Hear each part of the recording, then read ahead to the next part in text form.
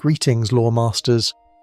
Tonight, our chronicle covers a corner of Tamriel that is as jagged as it is misunderstood.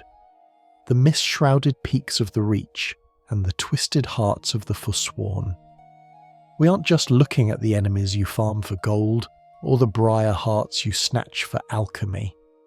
We are walking the blood-soaked path of their history, peeling back the layers of deer hide and bone to see the horrors underneath. The Reach is a place where the stone breathes, and the trees seem to have eyes. It's a vertical nightmare of crags and deep river valleys, where gravity is just a suggestion, and fog is a permanent resident. Let's be honest, you probably wouldn't survive a trip to the Reach without some serious enchanted gear, or at least a very sturdy pair of boots to run away from the Hagravens. So before you get comfortable, take a moment to like the video and subscribe, but only if you genuinely enjoy what I do here. Go ahead, drop a comment with where you're watching from and what time it is in your part of the world. I love seeing the global map light up in the comments. Now, dim the lights, maybe turn on a fan for that soft background hum, and let's ease into tonight's journey together. To understand the horror of the Forsworn, you have to understand that they didn't start as monsters. They started as people. People who were pushed and pushed and pushed until they broke, and then they rebuilt themselves out of spite and sharp rocks. The story begins with a massacre, an event so pivotal it stained the stones of Markarth a shade of red that the rain still hasn't quite washed away. We call it the Markarth Incident. Picture the scene. It is the year 174 of the Fourth Era. The Great War is raging between the Empire and the Aldmeri Dominion. The Empire, stretched thinner than a budget store potion, effectively abandons the Reach to defend the Imperial city.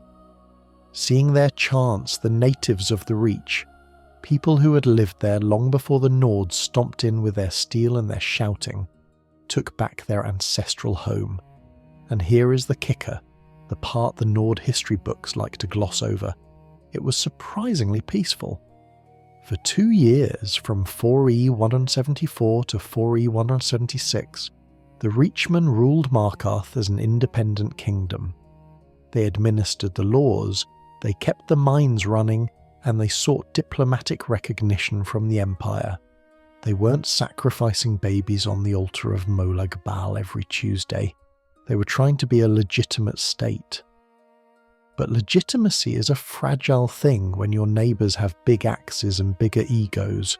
Jarl Hrolfdir, the father of the current Jarl Igmund, that guy who sits on the throne complaining about the Forsworn all day, wanted his city back, but the Empire couldn't help him. They were too busy signing the White Gold Concordat and crying over their lost Talos worship. So Hrolfdir turned to a militia, and not just any militia. He turned to the son of Skyrim, the Bear of Eastmarch himself, Ulfric Stormcloak. This is where the tragedy curdles into horror. Hrolfdir promised Ulfric that if he retook Markarth, the Nords would be allowed to worship Talos freely within the city walls, ignoring that pesky treaty the Emperor had just signed with the High Elves. Ulfric, never one to turn down a chance to shout at people and feel righteous about it, agreed. In 4E 176, the Stormcloak militia arrived at the gates of Markarth. The battle was short. The Thu'um shattered the Reachmen's defences like glass. But the horror wasn't the siege, the horror was what happened after the gates opened. This brings us to our first core in-game fact, one you might have read in a book titled The Bear of Markarth. You can find it on bookshelves all over Skyrim, usually right next to the lusty Argonian maid. For some reason. The author, Arianus Arius, describes the aftermath in grueling detail. According to the Imperial account, Ulfric's forces didn't just kill the armed rebels. They went door to door. Anyone who had worked with the Reachmen, shopkeepers who sold them bread, clerks who filed their paperwork, teenagers who hadn't run away fast enough was put to the sword. The executions were public and messy. The streets of Markarth, which are basically narrow stone bridges over rushing water, became aqueducts of blood. It's said that every official who worked for the Reach administration was executed.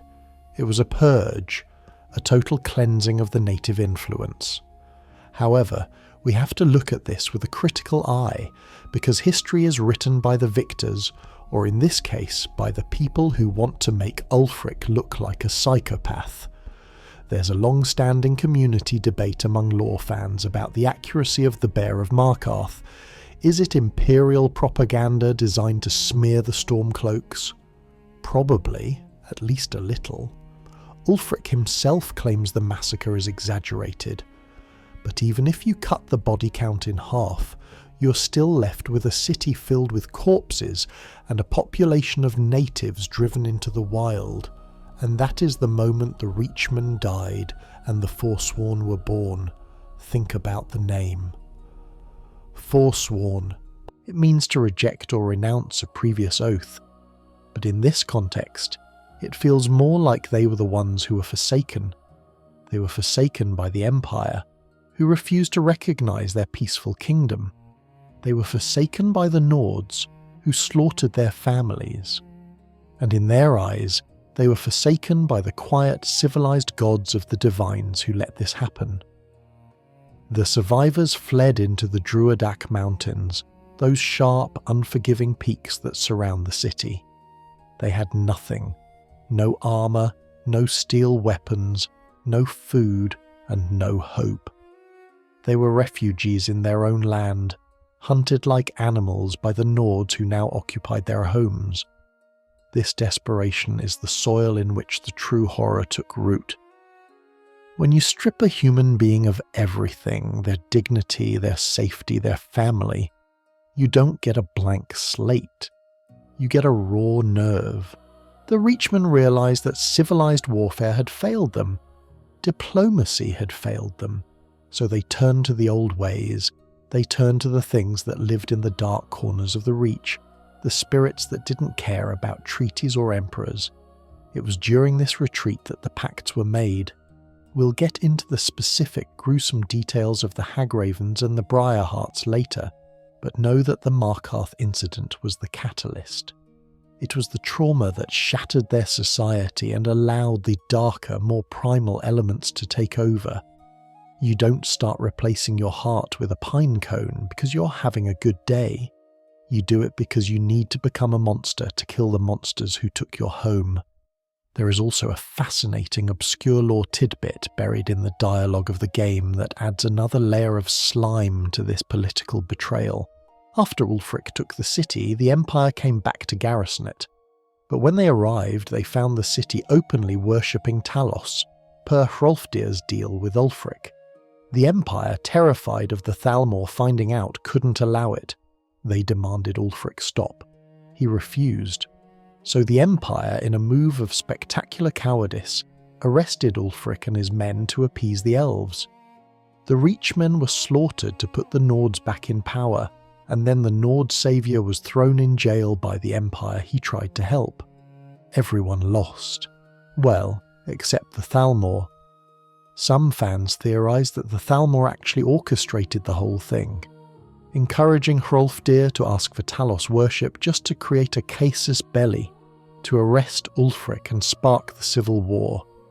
It's a 4D chess move that fits perfectly with the elven dossier you find later in the main quest. The Markarth Incident wasn't just a tragedy for the Reachmen, it was the spark that eventually set all of Skyrim on fire. But for the natives, the geopolitics didn't matter. What mattered was the cold, the hunger, the burning memory of their executed kin. They looked down from the cliffs at Markarth, the city of stone, and swore that they would reclaim it, not as a kingdom of men, but as a scourge. They stopped wearing the clothes of the city dwellers. They stripped down to furs and hides, painting their skin to blend in with the rocks, sharpening deer antlers into daggers because the Nords had all the steel. They became the ghosts of the Reach. If you've ever walked the road from Rorikstead to Markarth at night, you know the feeling. The silence there isn't empty. It's waiting. That is the legacy of the Markarth Incident. It turned a political dispute into a guerrilla war of terror. The Forsworn realised they couldn't beat the Nords in open battle. Ulfric proved that. So they decided to make the Reach uninhabitable for anyone but themselves. This is the foundation of their horror. It's not just that they are savages, it's that they are a product of civilized betrayal. Every Briarheart you kill, every Forsworn arrow that whizzes past your head, traces its trajectory back to that one moment when the gates of Markarth opened and the bear of Eastmarch roared. They are the living, breathing, bleeding scar of Skyrim's history. And speaking of bleeding, the transformation from refugee to revenant required more than just anger. It required surgery. Crude, magical, agonizing surgery. As the survivors huddled in caves, freezing and desperate, the matriarchs of the Reach offered them a way to be strong again. But the cost was high.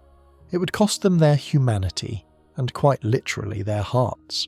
If the Markarth Incident was the trauma that broke the mind of the Reach, the Briarheart ritual is the trauma that breaks the body to remake it. We are moving from the political horror of mass executions to the biological horror of the operating table. Except this operating table is a slab of cold stone covered in moss and dried fluids, and the surgeon is a bird woman with talons the size of steak knives. When you play the game, you usually spot a Briarheart warrior from a distance. They are the ones dual-wielding axes, glowing with a faint green aura, shouting at you with a voice that sounds like gravel grinding in a blender. You sneak up, maybe put an arrow in their knee, loot their corpse, and move on. You see the item Briarheart in their inventory and think, nice alchemy ingredient. But stop for a second. Look at the model of the character. Look at the chest. In Skyrim, the armour of a Briarheart is specifically designed with a gaping hole right over the sternum. Inside you don't see skin. You see a raw, open cavity, and nestled inside that wet redness is a pulsating, thorny plant mass. This isn't just a cosmetic choice. This is the result of a procedure that makes open heart surgery look like a manicure. The Briarheart ritual is the ultimate commitment to the Forsworn cause. It is reserved for the strongest, the most fanatical, or perhaps the most desperate warriors.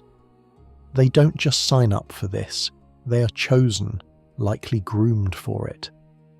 The process involves a Hagraven, or sometimes a circle of them, using their hedge magic to commune with the darker spirits of nature. Now we have to talk about the mechanics, and I'm going to warn you it's visceral. There is no anesthesia in the Reach. There is no sleeping potion to drift you off into a dreamless slumber while the doctors work.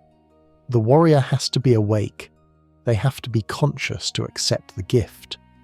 The Hagraven uses her talons, or a jagged obsidian dagger if she's feeling fancy, to slice through the skin, the muscle, and the ribcage. Imagine the sheer physical shock of that. The body's natural reaction would be to shut down, to faint from the agony. But the magic keeps them tethered to the pain. Then comes the extraction. The human heart, the organ that has beaten in their chest since birth, is severed and ripped out. In that split second between life and death, before the brain dies of oxygen starvation, the Hagraven jams a Briarheart seed into the cavity. This seed isn't just a pine cone, it's a magical battery corrupted by the Reach's twisted version of nature magic. It creates a parasitic symbiosis. The vines of the briar instantly lash out, digging into the surrounding arteries and veins, hot-wiring the circulatory system. It forces the blood to pump, not with the rhythm of biology, but with the rhythm of the forest's anger. This brings us to a core in-game fact that every stealth archer eventually discovers, usually by accident. If you have the pickpocket perk skill high enough, you can sneak up behind a living Briarheart warrior and view their inventory. You will see their weapons, maybe some gold, and the Briarheart item. If you steal that heart, the warrior dies instantly. They just crumple. It's a funny gameplay mechanic. Yoink, got your heart. But think about the implication. That plant is their life support.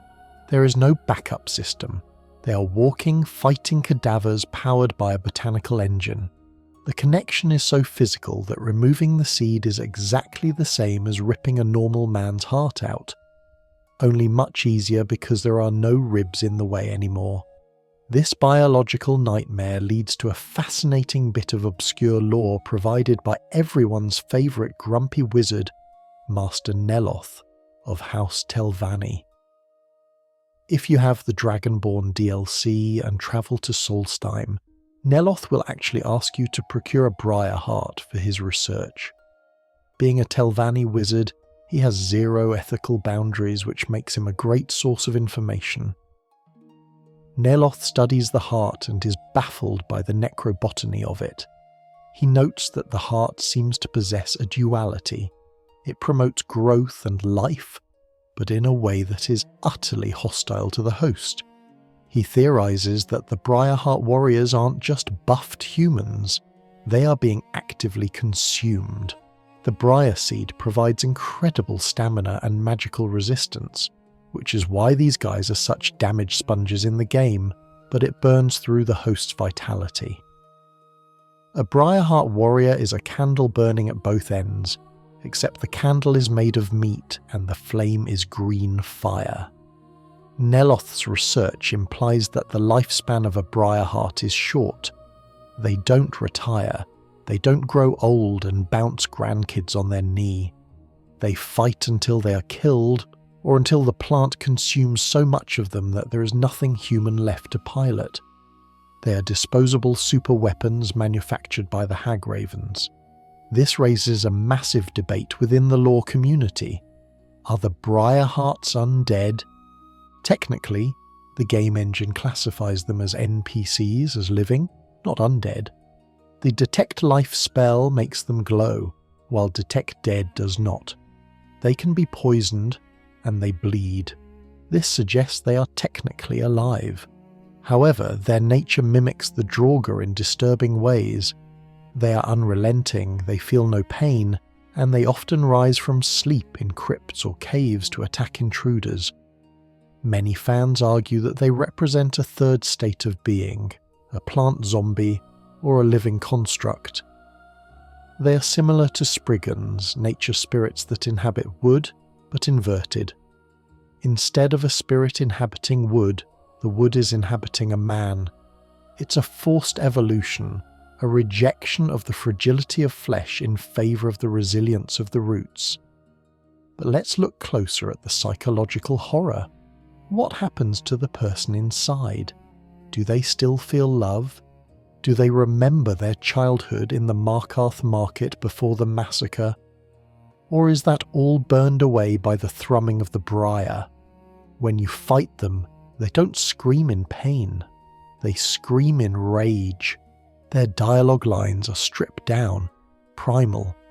I see you. Die! There is no nuance. It suggests that the ritual lobotomizes the emotional centers of the brain. The constant agonizing interface between the thorny vines and the nervous system likely keeps them in a state of perpetual adrenaline and aggression. They are living inside a waking nightmare of pain, and the only outlet for that pain is violence. This is why they are the commanders of the Forsworn camps. They are the terrifying proof of concept. The other Forsworn look at a Briarheart and see a god walking. They see someone who has sacrificed everything for the cause. It creates a cult of personality around these mutilated warriors. If you are a young Reachmen starving in the hills, and you see this towering figure of muscle and wood, ignoring sword slashes and crushing Nord skulls with bare hands, you might start to think the surgery is worth it. And that is the insidious trap. The Forsworn culture glorifies this mutilation. They view it as an ascension. To become a Briarheart is to become pure reach. It's the ultimate rejection of the soft ways of the Empire and the Nords. It says, you rely on steel armor to protect your heart. We replace our hearts with the land itself. There is also a tactile horror to the environment where these rituals take place. If you explore places like Lost Valley Redoubt or the pinnacle of Bard's Leap Summit, you find the ritual tables. They're often elevated closer to the sky, open to the elements. The bloodstains on these stones are permanent. You can almost hear the wet tearing sound if you listen closely to the wind. The game also hints that the type of Briarheart used matters. Not all seeds are the same. We see different ranks of Briarheart warriors, culminating in the Briarheart High Earth-Sun castes, depending on your level. This implies a hierarchy of corruption. The older the seed, or perhaps the more vile the ritual used to create the seed, the stronger the monster. It shifts the perspective on the loot you find. When you're an alchemist in Skyrim, and you mix a potion of Restore Magicka using a Briarheart, you're grinding up the central engine of a human being suffering. You're drinking the concentrated essence of a ritual sacrifice. It's a little grim when you think about it while crafting potions to sell for a quick profit in Whiterun. The Briarheart is the soldier, the muscle of this horror story, but every soldier needs a commander and every surgery needs a surgeon. The Briarhearts are the victims of the knife, but the ones holding the handle are far, far worse. They are the architects of the Forsworn's new flesh, the twisted mothers who birth these abominations not from the womb, but from the wound. We need to talk about the Hagravens. If the Briarhearts are the tragedy of the Reach, the Hagravens are its nightmare. They aren't just monsters in the woods, they are the spiritual and political leaders of the entire rebellion. And their relationship with the Reachmen isn't one of conquest, it's a family reunion from hell. When you picture the leadership of a rebel army, you usually imagine a charismatic general in a war tent, poring over maps, maybe shouting orders to a stern-faced lieutenant. In the Reach, the war tent is a nest made of rib cages and mud, and the general is a creature that looks like a vulture tried to wear a grandmother as a suit. We are talking, of course, about the Hagravens. If you've played Skyrim for more than 10 hours, you've heard that sound. That wet, rasping screech that cuts through the ambient wind noise like a rusted saw blade. You look up, and there she is. A hunched figure, half woman, half bird, feathers matted with grime, talons dripping with something you really don't want to identify. She throws a fireball at your face, and suddenly you're rethinking your decision to take a shortcut through the mountains. But here is the core in-game fact that shifts the perspective from random monster to societal horror. The Hagravens are not wild animals, nor are they independent monsters just hanging out in the woods. They are the matriarchs of the Forsworn. If you clear out a major Forsworn stronghold, places like Deepwood Redoubt or Dead Crone Rock, the final boss, the entity sitting on the throne, or pile of sticks, is almost always a Hagraven. The human Forsworn, the Briarhearts, the Ravagers, they are the bodyguards. She is the queen. This dynamic is unique in Skyrim. Bandits have bandit chiefs, vampires have vampire masters, but the Forsworn, a society of humans, bow down to monstrosities. It suggests a complete inversion of the natural order. Humans usually kill monsters to make the land safe. The Reachmen invite the monsters in for tea and ask them for battle strategies. The horror lies in the intimacy of this relationship. The Forsworn don't serve the Hagravens out of fear alone, though I'm sure fear plays a big part because, look at them, they serve them out of reverence. To the Reachmen, the Hagraven is the ultimate expression of their culture. She is what happens when you fully embrace the old gods and reject the softness of humanity. But what exactly is a Hagraven? This is where the lore gets body horror heavy. They aren't a separate species. They don't hatch from eggs. Well, they might lay them now, but they didn't start that way. An obscure lore tidbit found in Herbane's Bestiary, a hunter's guide you can find in the game, explains that Hagravens were once human witches. They were women of the Reach who craved power so intensely that they entered into a dark pact with the Daedric forces or the spirits of the Reach. The transformation is a ritual of trading. To gain the magical potency of the wild, the ability to command the elements, the beasts and the minds of men, they have to sacrifice their humanity. And not just metaphorically. They physically trade their human form for the avian, predatory aspect. The feathers sprouting from the skin, the fingers fusing into talons, the eyes turning black and bead-like. It is a slow, agonizing morphing of the self. Think about the psychological state required to choose that. You have to hate your own humanity so much, or desire vengeance so badly, that you are willing to become a nightmare to achieve it. It's the ultimate be careful what you wish for scenario, except the Hagravens seem to be perfectly happy with the result. They gained power, longevity, and terror. The cost was just everything that made them human. This transformation creates a horrifying mirror to the Briarhearts we just discussed. The Briarheart men give up their hearts to become super soldiers. The Hagraven women give up their humanity to become commanders. It is a society founded on self-mutilation for the sake of power. It's a symbiotic cycle of abuse. The Hagravens create the Briarhearts, and the Briarhearts protect the Hagravens. There is a fascinating, unspoken element to their dialogue in-game too. Have you ever listened to what a Hagraven says when she isn't screaming? They still speak Cyrodiilic, the common tongue, but their voices are warped. They often use terms of endearment, but in a way that makes your skin crawl. Closer, mortal, or my pet. It implies they still remember how to interact with people, but they view us now as either food, fuel, or toys. This leads to a significant fan theory and community debate. What is the true nature of the matriarchy? Some lore scholars argue that the Hagravens are effectively running a cult, brainwashing the Reachmen into servitude.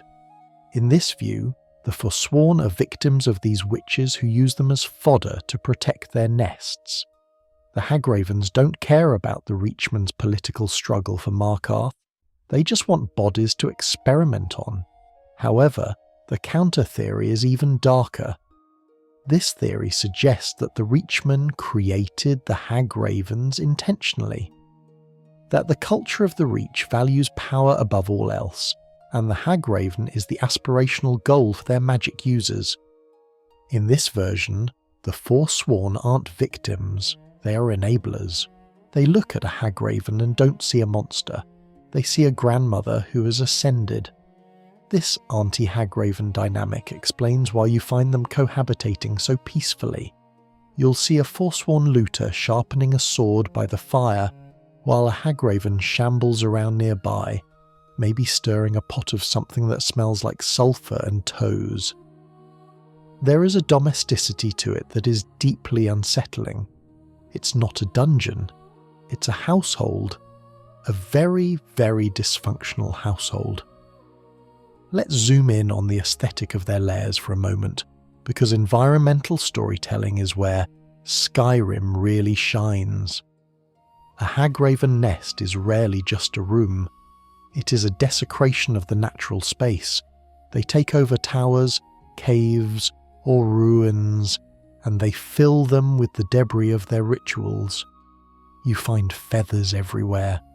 Black, oily feathers that seem to stick to the stone.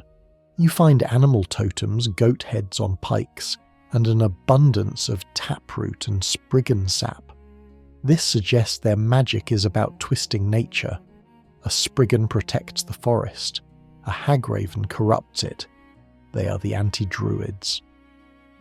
While a druid might ask the tree for permission, a hagraven breaks the branch and forces it to do her bidding. We also have to talk about the raven part of hagraven. Ravens and crows are carrion birds. They eat the dead. By aligning themselves with this totem, the matriarchs are signalling their role as the consumers of death. They are scavengers of the soul.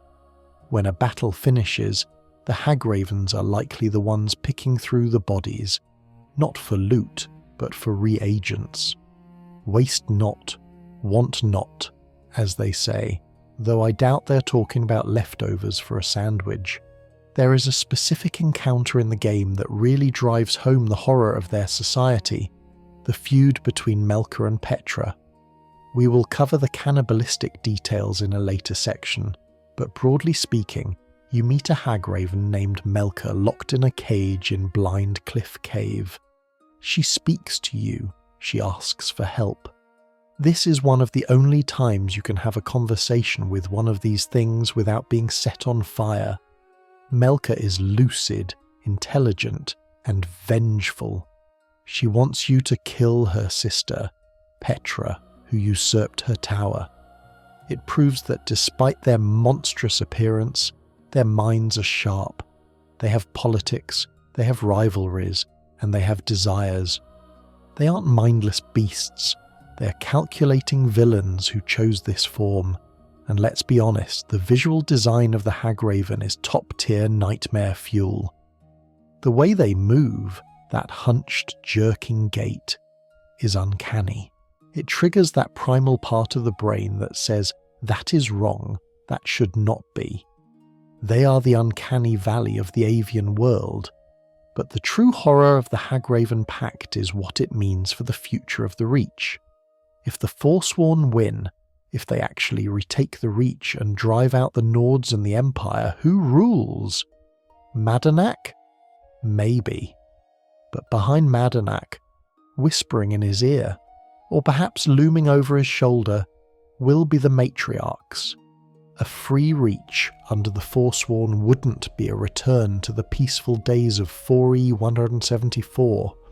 It would be a magocracy ruled by bird witches who view human sacrifice as a valid form of governance. The freedom the Forsworn fight for is the freedom to be ruled by monsters of their own making. The Pact effectively binds the fate of the Reachmen to the darkest entities in their folklore. They cannot go back to being normal farmers or miners because their leaders have fundamentally altered the spiritual landscape. You can't exactly attend a negotiations summit with the Empire when your chief diplomat tries to pluck out the general's eyes to use in a potion. So when you see a Hagraven in the distance, don't just see a high-level enemy. See the spiritual anchor of the rebellion. See the mother figure who demands blood instead of milk. See the proof that the Forsworn have abandoned the divines not for atheism, but for something much older, much hungrier, and much more tangible. And speaking of hungry gods and old things, the Hagravens are just the intermediaries. They are the high priests of a religion that the Nords dismiss as Daedra worship, but the truth is far more complex and far more rot-infested.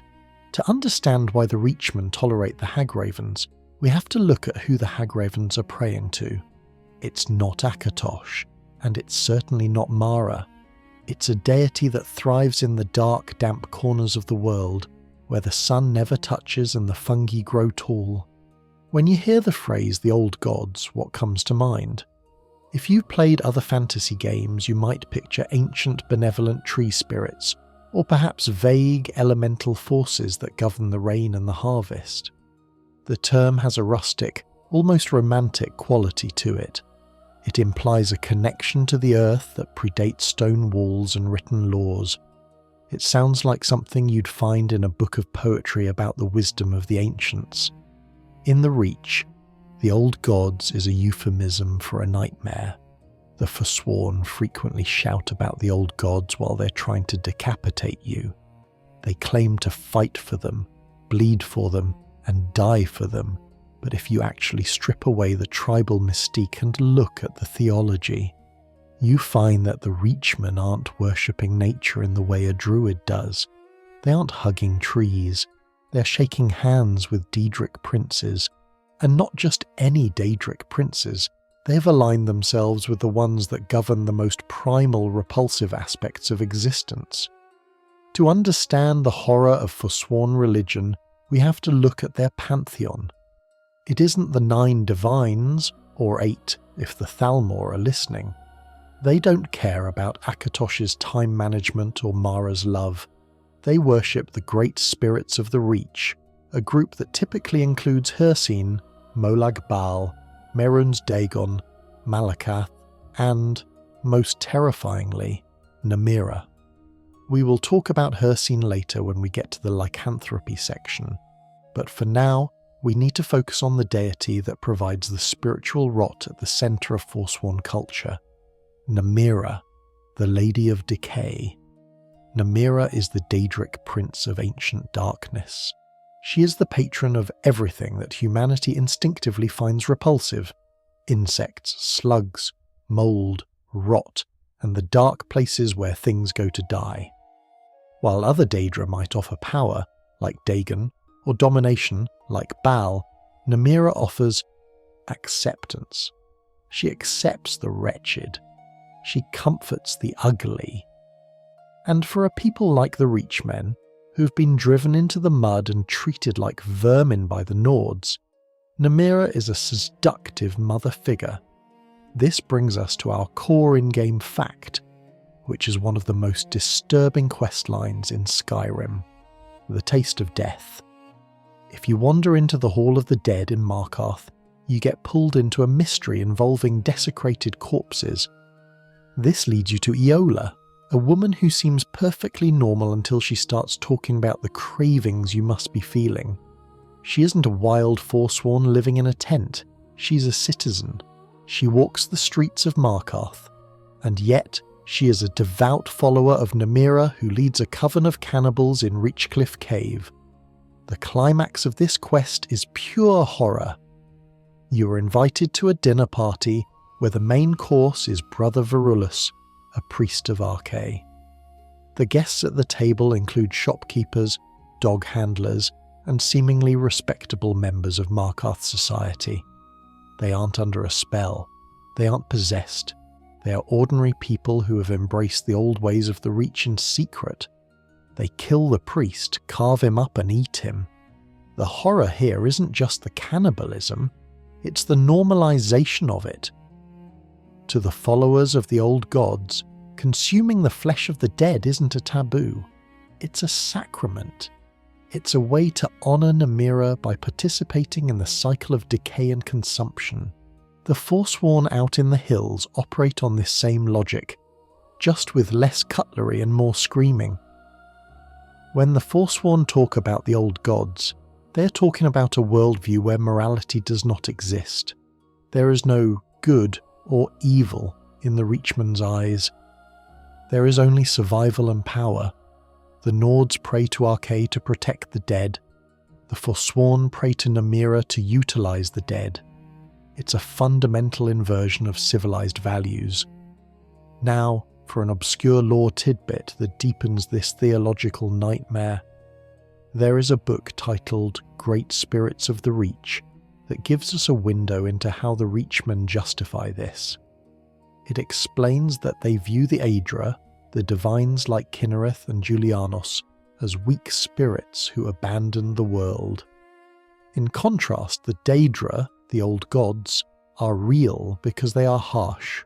The Reachmen believe that the world is a cruel place, so the gods must be cruel to teach you how to survive. They don't worship Molag Bal because they like being dominated. They worship him because he teaches them how to dominate others. They don't worship Namira because they love rot. They worship her because rot is inevitable, and they want to be on the winning side of entropy. In The Elder Scrolls Online, which gives us a much deeper look at Reach culture during the Second Era.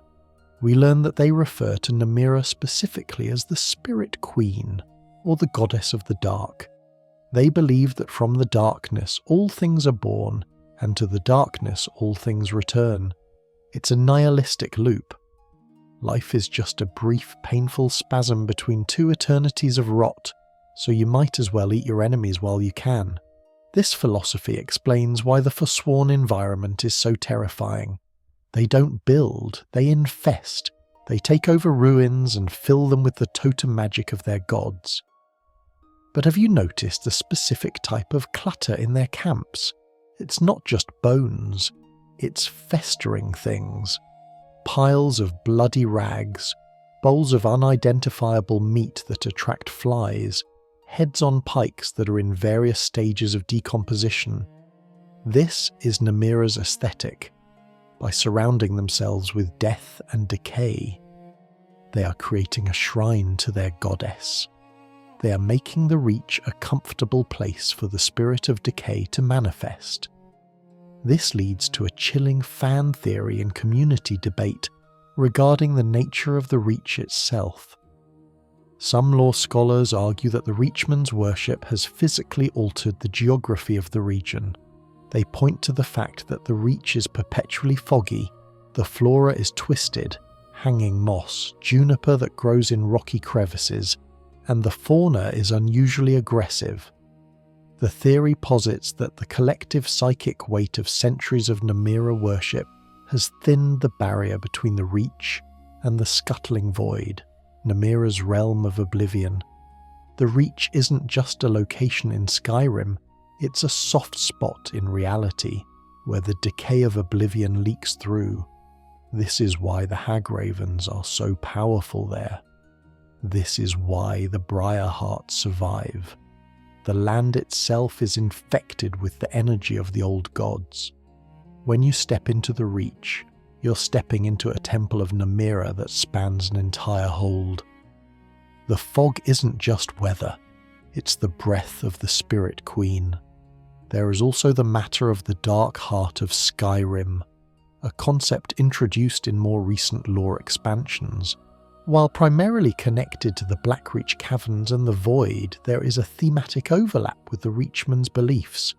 They seem to understand that beneath the stone of the Druidach Mountains lies a darkness that is sentient. While the Dwemer tried to exploit it with science, the Reachmen try to appease it with blood. Let's be honest, if your choice of religion involves a ring that gives you stamina regeneration for eating a corpse, the Ring of Namira, arguably the grossest item in the game, you have crossed a line that most adventurers shouldn't cross. But for the Forsworn, that ring is a holy relic. It represents the ultimate communion with their god. The tragedy of the old gods is that the Reachmen have been tricked, or perhaps they have tricked themselves, into believing that monstrosity is strength. They look at the civilized races with their stone temples and polite prayers and see weakness. They think, your gods protect you from the dark. Our gods are the dark. And because of this, there is no reasoning with a Forsworn zealot. You cannot convert them to the 9 divines because the divines offer nothing that a Reachman values. Mara offers compassion.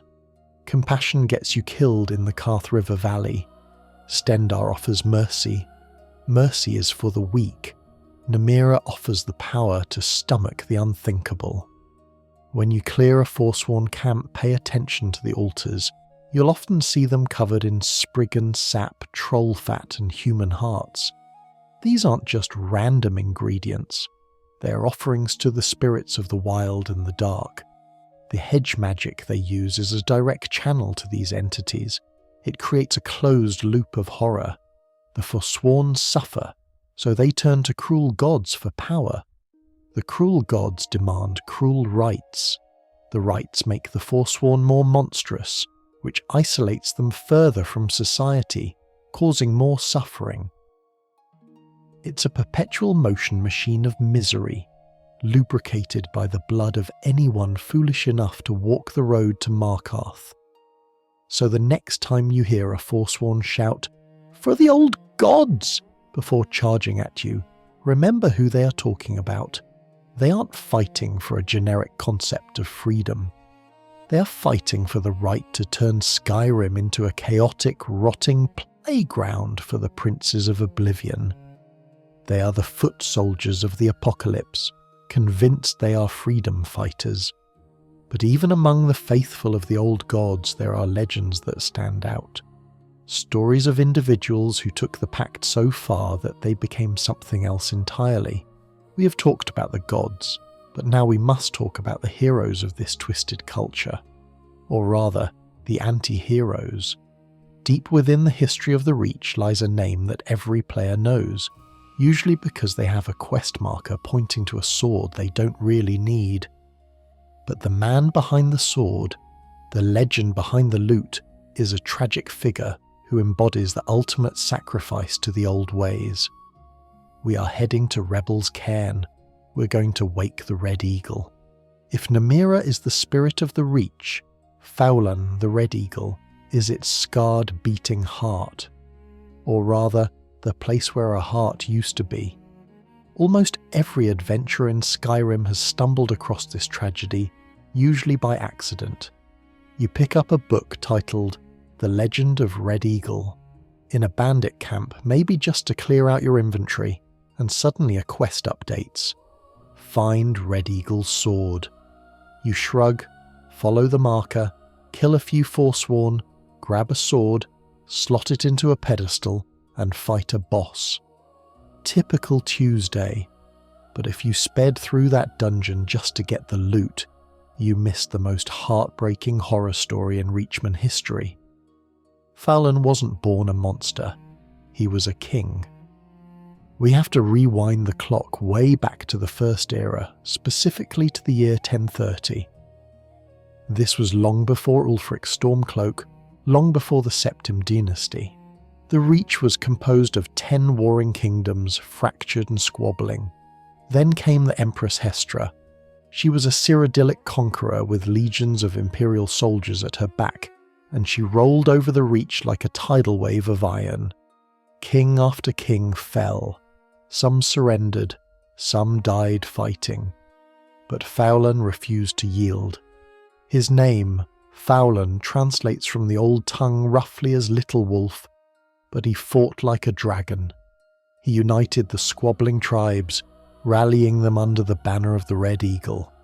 For a brief shining moment, the Reach was won. But here is the core in-game fact that the book, The Legend of Red Eagle, lays out in brutal detail. Bravery wasn't enough. Hestra's legions were endless. Faulan's people were starving, pushed back into the highest, coldest peaks. The little wolf watched his nation burn. Desperation is the mother of monstrosity. Just like the survivors of the Markarth Incident thousands of years later, Faulan realized that conventional warfare was a dead end. So, under the light of a blood-red moon, he climbed a sacred mountain and sought out the Hagravens. He offered them a trade, his humanity for the power to save his people. The Hagravens accepted. The legend says they cut out his heart, literally carved it from his chest, and replaced it with a spirit of vengeance. In that moment, Faulan died, and the Red Eagle was born. This creates a terrifying parallel to the Briarheart ritual we discussed earlier. In fact, many lore scholars believe Faulan was the first Briarheart, the prototype for the thousands of heartless warriors you fight in the Fourth Era. He was patient zero for the infection that would define Forsworn warfare for millennia. The transformation worked. Faulan became an unstoppable killing machine. He descended from the mountain with eyes burning like coals. His stamina was infinite. His rage was boundless. He rallied the Reachmen and launched a guerrilla war that broke the Imperial lines. It said he killed 1,000 soldiers himself. The Reach was never fully conquered in his lifetime because the Empire simply couldn't kill him. But there is a horror in victory too. Faulan didn't heal. He didn't retire. He became a creature of pure war. When his people were finally safe enough, or perhaps when his body simply couldn't hold the magic anymore, he didn't die in a bed. He was interred in Rebel's cairn, still clutching his sword, swearing an oath to return whenever the Reach needed him. He became a sleeper agent of the apocalypse. Now, fast forward to the present day. You, the Dragonborn, walk into Rebel's cairn. You insert his sword, Red Eagle's Fury, into the stone slot to open the door.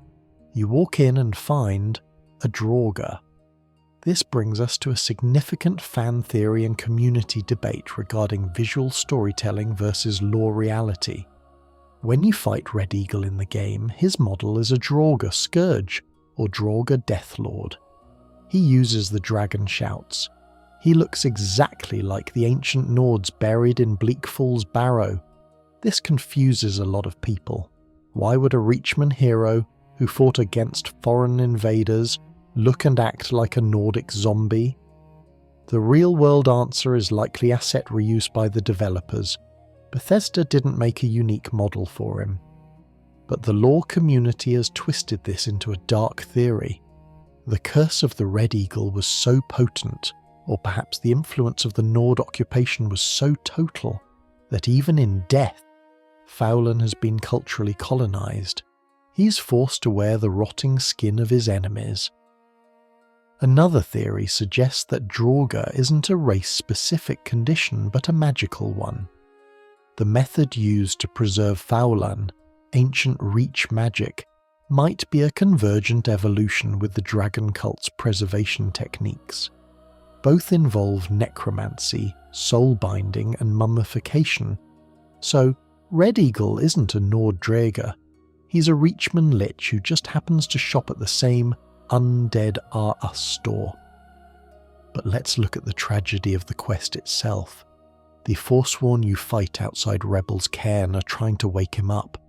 They are desperate again. They are losing the war against the Nords again. They have gone to their King Arthur, their once and future king, and are banging on the door, begging him to save them. And then you show up. You, a stranger, often a Nord or an Imperial, the very people he hated, waltz in, unlock his tomb and put him down like a rabid dog. You don't free him, you exterminate him. There is a grim irony in the reward too. You get Red Eagle's Bane, a sword that sets undead on fire. Let's be honest, by the time you do this quest, the sword is usually vendor trash. It hangs on a weapon rack in your house in solitude, gathering dust. The legendary weapon of the greatest hero of the Reach becomes a paperweight for the Dragonborn. It is the ultimate disrespect. But dig a little deeper into the obscure lore provided by the quest items. The sword you find initially is called Red Eagle's Fury. It's only after you kill Feuds and retrieve the sword from his corpse that it becomes Red Eagle's Bane. Think about the names. Fury was his rage, his power. Bane is what defeated him. The implication is that by defeating him, you have transmuted his legend. You have turned the weapon of his liberation into the weapon of his destruction. The magic of the sword shifts from fueling the rebellion to burning it out. The story of Red Eagle teaches the Forsworn a terrible lesson. Even your greatest heroes can be farmed for XP. It reinforces their nihilism. If Feuds, who gave his heart and soul to the old gods, can be struck down by a random adventurer, what hope does a regular Forsworn have? None. That is why they fight with such reckless abandon. They know they are doomed. The horror of Red Eagle is the horror of the undying soldier. He represents the idea that war never really ends for the Reach. Even death is just a temporary ceasefire. Feuds was denied the peace of the afterlife. He was trapped in a cold, damp cave for thousands of years, waiting for a call to arms that, when it finally came, resulted in his permanent extinction. It also highlights the dangerous nature of the pacts they make. The Hagraven who turned Feuds into the Red Eagle didn't do it for free. The cost was that he could never truly rest. He became a tool. A weapon is not allowed to have a soul. It is only allowed to have an edge. Phelan sharpened himself until there was nothing left of the man, only the blade.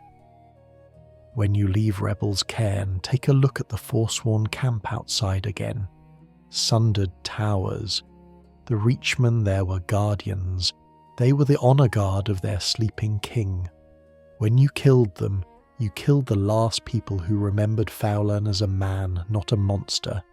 You have effectively erased their history, and in the Reach, history is the only thing they have left.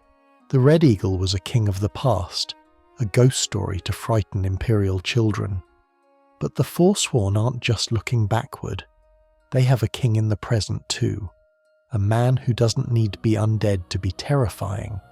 A man who rules not from a throne, but from a cage. While Phelan rots in his cairn, this new king sits in the most secure prison in Skyrim, surrounded by silver bars and stone walls, and yet his commands are obeyed in every canyon and crevice of the Reach.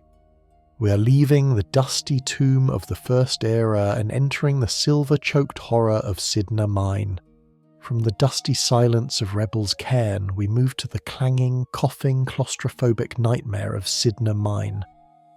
If Red Eagle is the spiritual ghost of the Forsworn, Madanach is its political brain.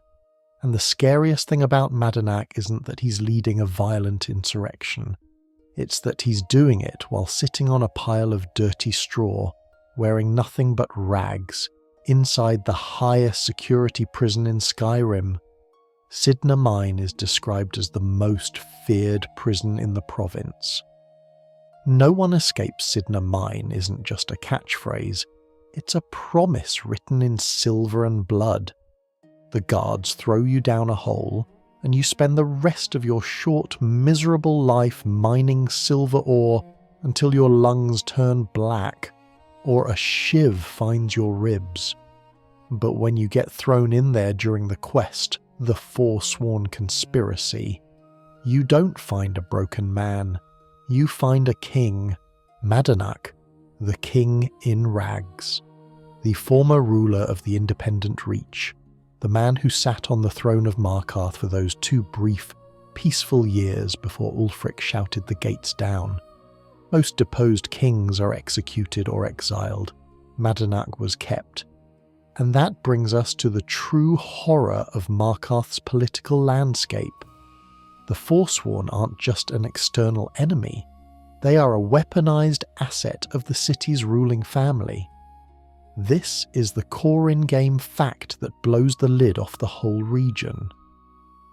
During your investigation, you discover that Thonar Silverblood, the de facto ruler of Markarth, has been keeping Madanach alive. Why? Because as long as Madanach is alive, he controls the Forsworn, and as long as Thonar controls Madanach, Thonar controls the chaos. It creates a sickening symbiosis. Thonar uses the Forsworn to eliminate his political rivals, scare off competitors, and keep the property values down so he can buy up land cheap. In exchange, Madanach gets to keep breathing. It's a protection racket on a geopolitical scale. But the horror lies in how Madanach turned the tables. He isn't Thonar's puppet, he's a spider waiting in the centre of Thonar's web. From his cell, without sending a single letter, he commands an army. How?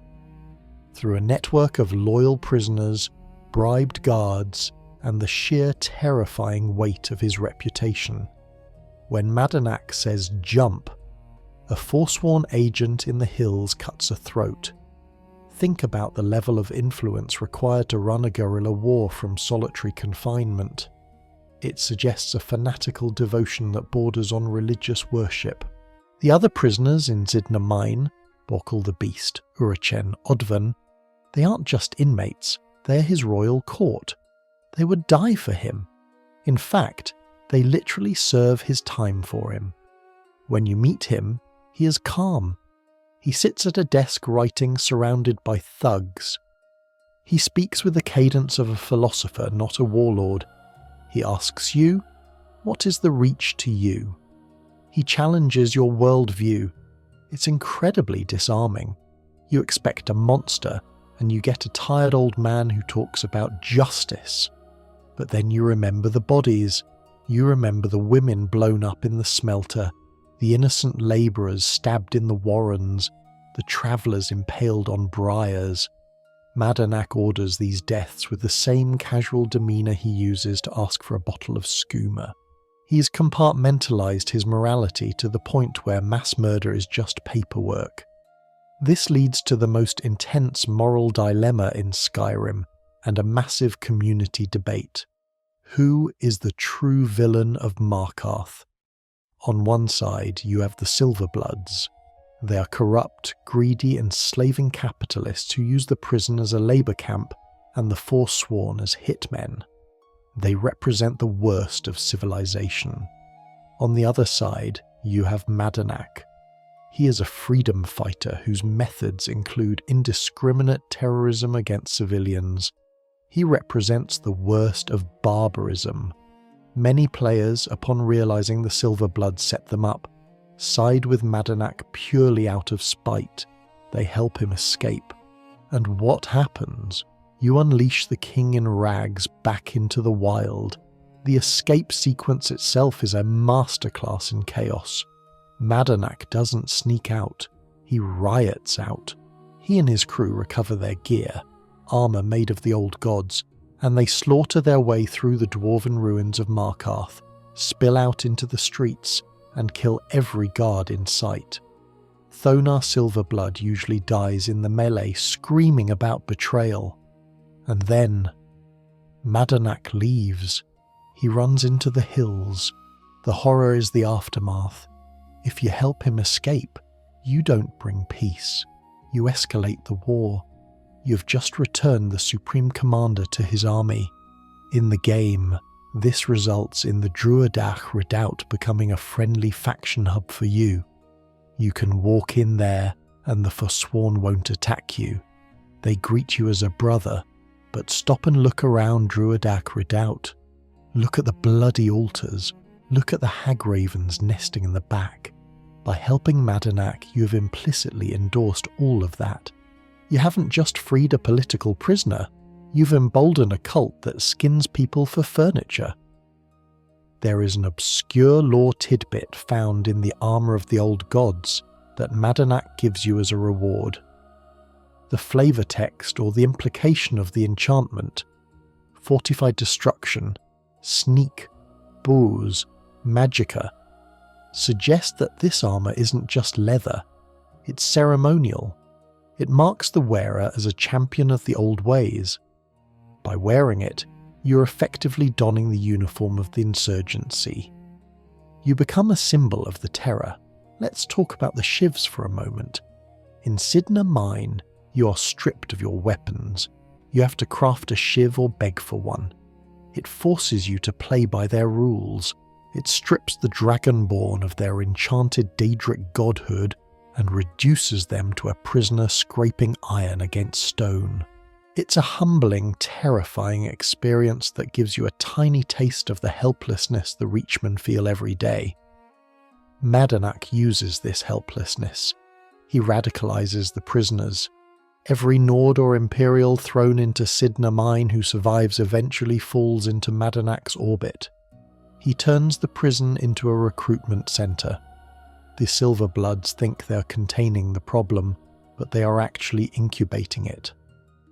The psychological hold Madanach has is best exemplified by the character of Braig. Braig tells you his story.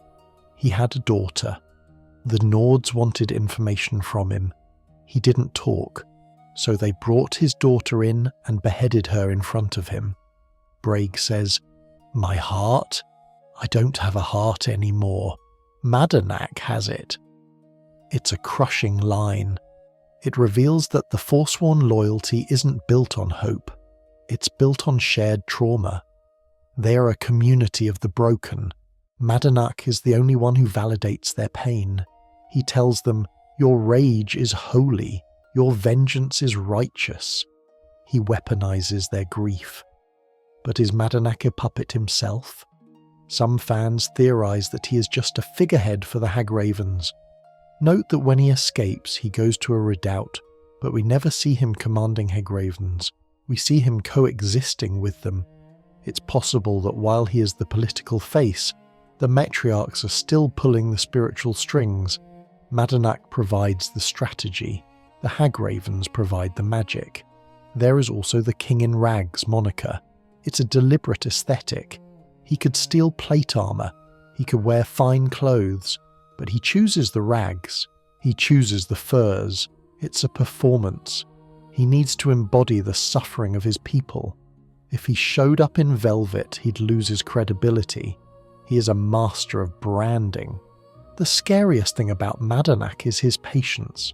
He waited in that mine for 20 years. 20 years of darkness, silver dust, and bad food.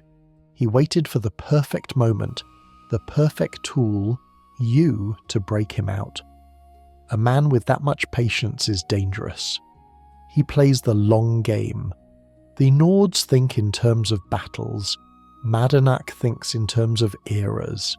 If you kill him in the mine, which is the lawful option, you get a pardon from the Silverbloods and your gear back. You walk out into the sunlight, and life in Markarth goes on. The oppression continues. The corruption continues. You realize there is no good ending to this story. You either support a terrorist or you support a tyrant. That is the genius of the Forsworn narrative in Skyrim. It forces you to look at the ugly grey areas of war. It shows you that when a people are pushed to the brink, they don't become noble heroes. They become desperate monsters. And the man leading them is the most desperate of them all. So when you see Madanach sitting at his desk in the dark, writing his orders, don't underestimate him.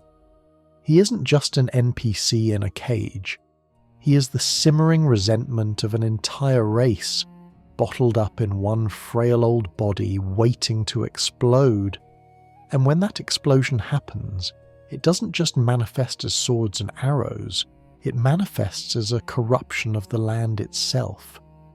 Madanach's war isn't just about killing Nords, it's about reclaiming the Reach by twisting nature into a weapon. The Forsworn don't just live in the woods, they break the woods to fit their needs.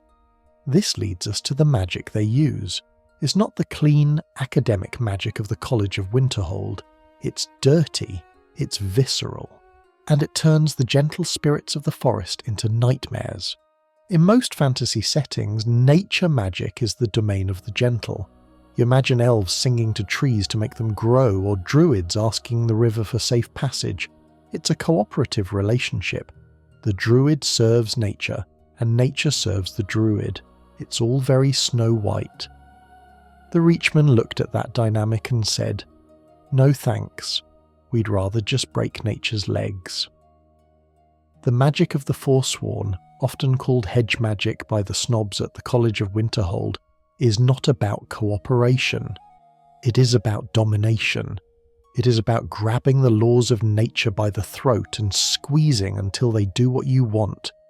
This isn't gardening, it's botanical torture. The most glaring evidence of this is found in the core in-game fact regarding their relationship with Spriggans. If you are exploring the wilds of Skyrim, a Spriggan is a terrifying, independent force of nature. It attacks anyone, bandits, wolves, dragonborn, who threatens its grove. It is the immune system of the forest. But walk into a Forsworn camp, like the sprawling Serpent's Bluff redoubt, and what do you see? You see Spriggans standing guard for the Forsworn. They aren't attacking the Reachmen. They are pacing around the tents like obedient guard dogs. This is deeply unnatural. A Spriggan should hate the Forsworn. The Forsworn cut down trees for their palisades. They burn fires. They kill deer. By all rights, the Spriggans should be swarming them. So why aren't they? Because the hags have enslaved them. If you watch a battle between a Hagraven and a player closely, you might witness a mechanic that reveals the cruelty of this relationship. When a Hagraven is injured, she will often grab a nearby Spriggan and drain its life force to heal herself. She doesn't ask for help. She consumes her ally. The Spriggan crumples, a disposable battery of nature energy used to patch up the witch's wounds. This implies that the Spriggans in Forsworn camps aren't there as willing allies. They are thralls. Their wills have been broken by the dark rituals of the Reach. The Hagravens have likely corrupted their taproot, their heart, turning them into puppets. It's the magical equivalent of a lobotomy. The horror here is the perversion of the natural order. The Reachmen are effectively weaponizing the forest against itself. They take the guardian spirits of the woods and force them to protect the very people who are defiling the woods. It's a profound violation. Now let's look at the hedge magic itself. In Skyrim, Forsworn magic users, often called shaman or ravagers, typically use frost and shock magic. Why these elements? Fire is the tool of civilization, the hearth, the forge. But frost is the bite of the winter wind. Shock is the sudden violence of the storm. They wield the parts of nature that hurt you. There is an obscure lore tidbit found in the book The Old Gods of the Hunt. It details the rituals of the Reachmen, explaining that their magic requires payment in blood. Unlike the structured magicka of the Mages Guild, which relies on study and mental discipline, Reach magic relies on sympathy and sacrifice. To control a bear, you don't cast a generic calm spell. You might cut out the heart of a bear cub, enchant it, and wear it around your neck. The magic is sympathetic, like calls to like. To gain the eyesight of a hawk, you eat the hawk's eyes. It's a visceral, gore-based system where power is directly proportional to suffering. This creates a survival of the fittest magic system. If a Forsworn mage wants to be stronger, something else has to die. There is no creating energy from nothing. There is only taking it. This leads to a fascinating community debate. Are the Reachmen actually druids? For years, players have argued about this archetype. On the surface, yes, they wear furs, live in the woods, and hang out with animals. But true druidism in the Elder Scrolls, like the Word Sisters in High Rock, creates a balance. The Word Sisters cleanse corruption. The Reachmen spread it. Many lore scholars argue that Forsworn magic is actually a form of Daedric conjuration, disguised as nature magic. They aren't pulling power from the earth bones, the laws of nature. They're pulling power from Hircines' hunting grounds or Namira's void and injecting it into the earth bones. They are effectively poisoning the well of reality in the Reach to make it hostile to outsiders. This explains the specific environmental horror of the Reach. Have you noticed the hanging moss that is everywhere? The twisted, gnarled roots of the juniper trees? The land looks sick. It looks ancient and weary. This might be the physical result of centuries of hedge magic leeching the vitality out of the soil to fuel war spells.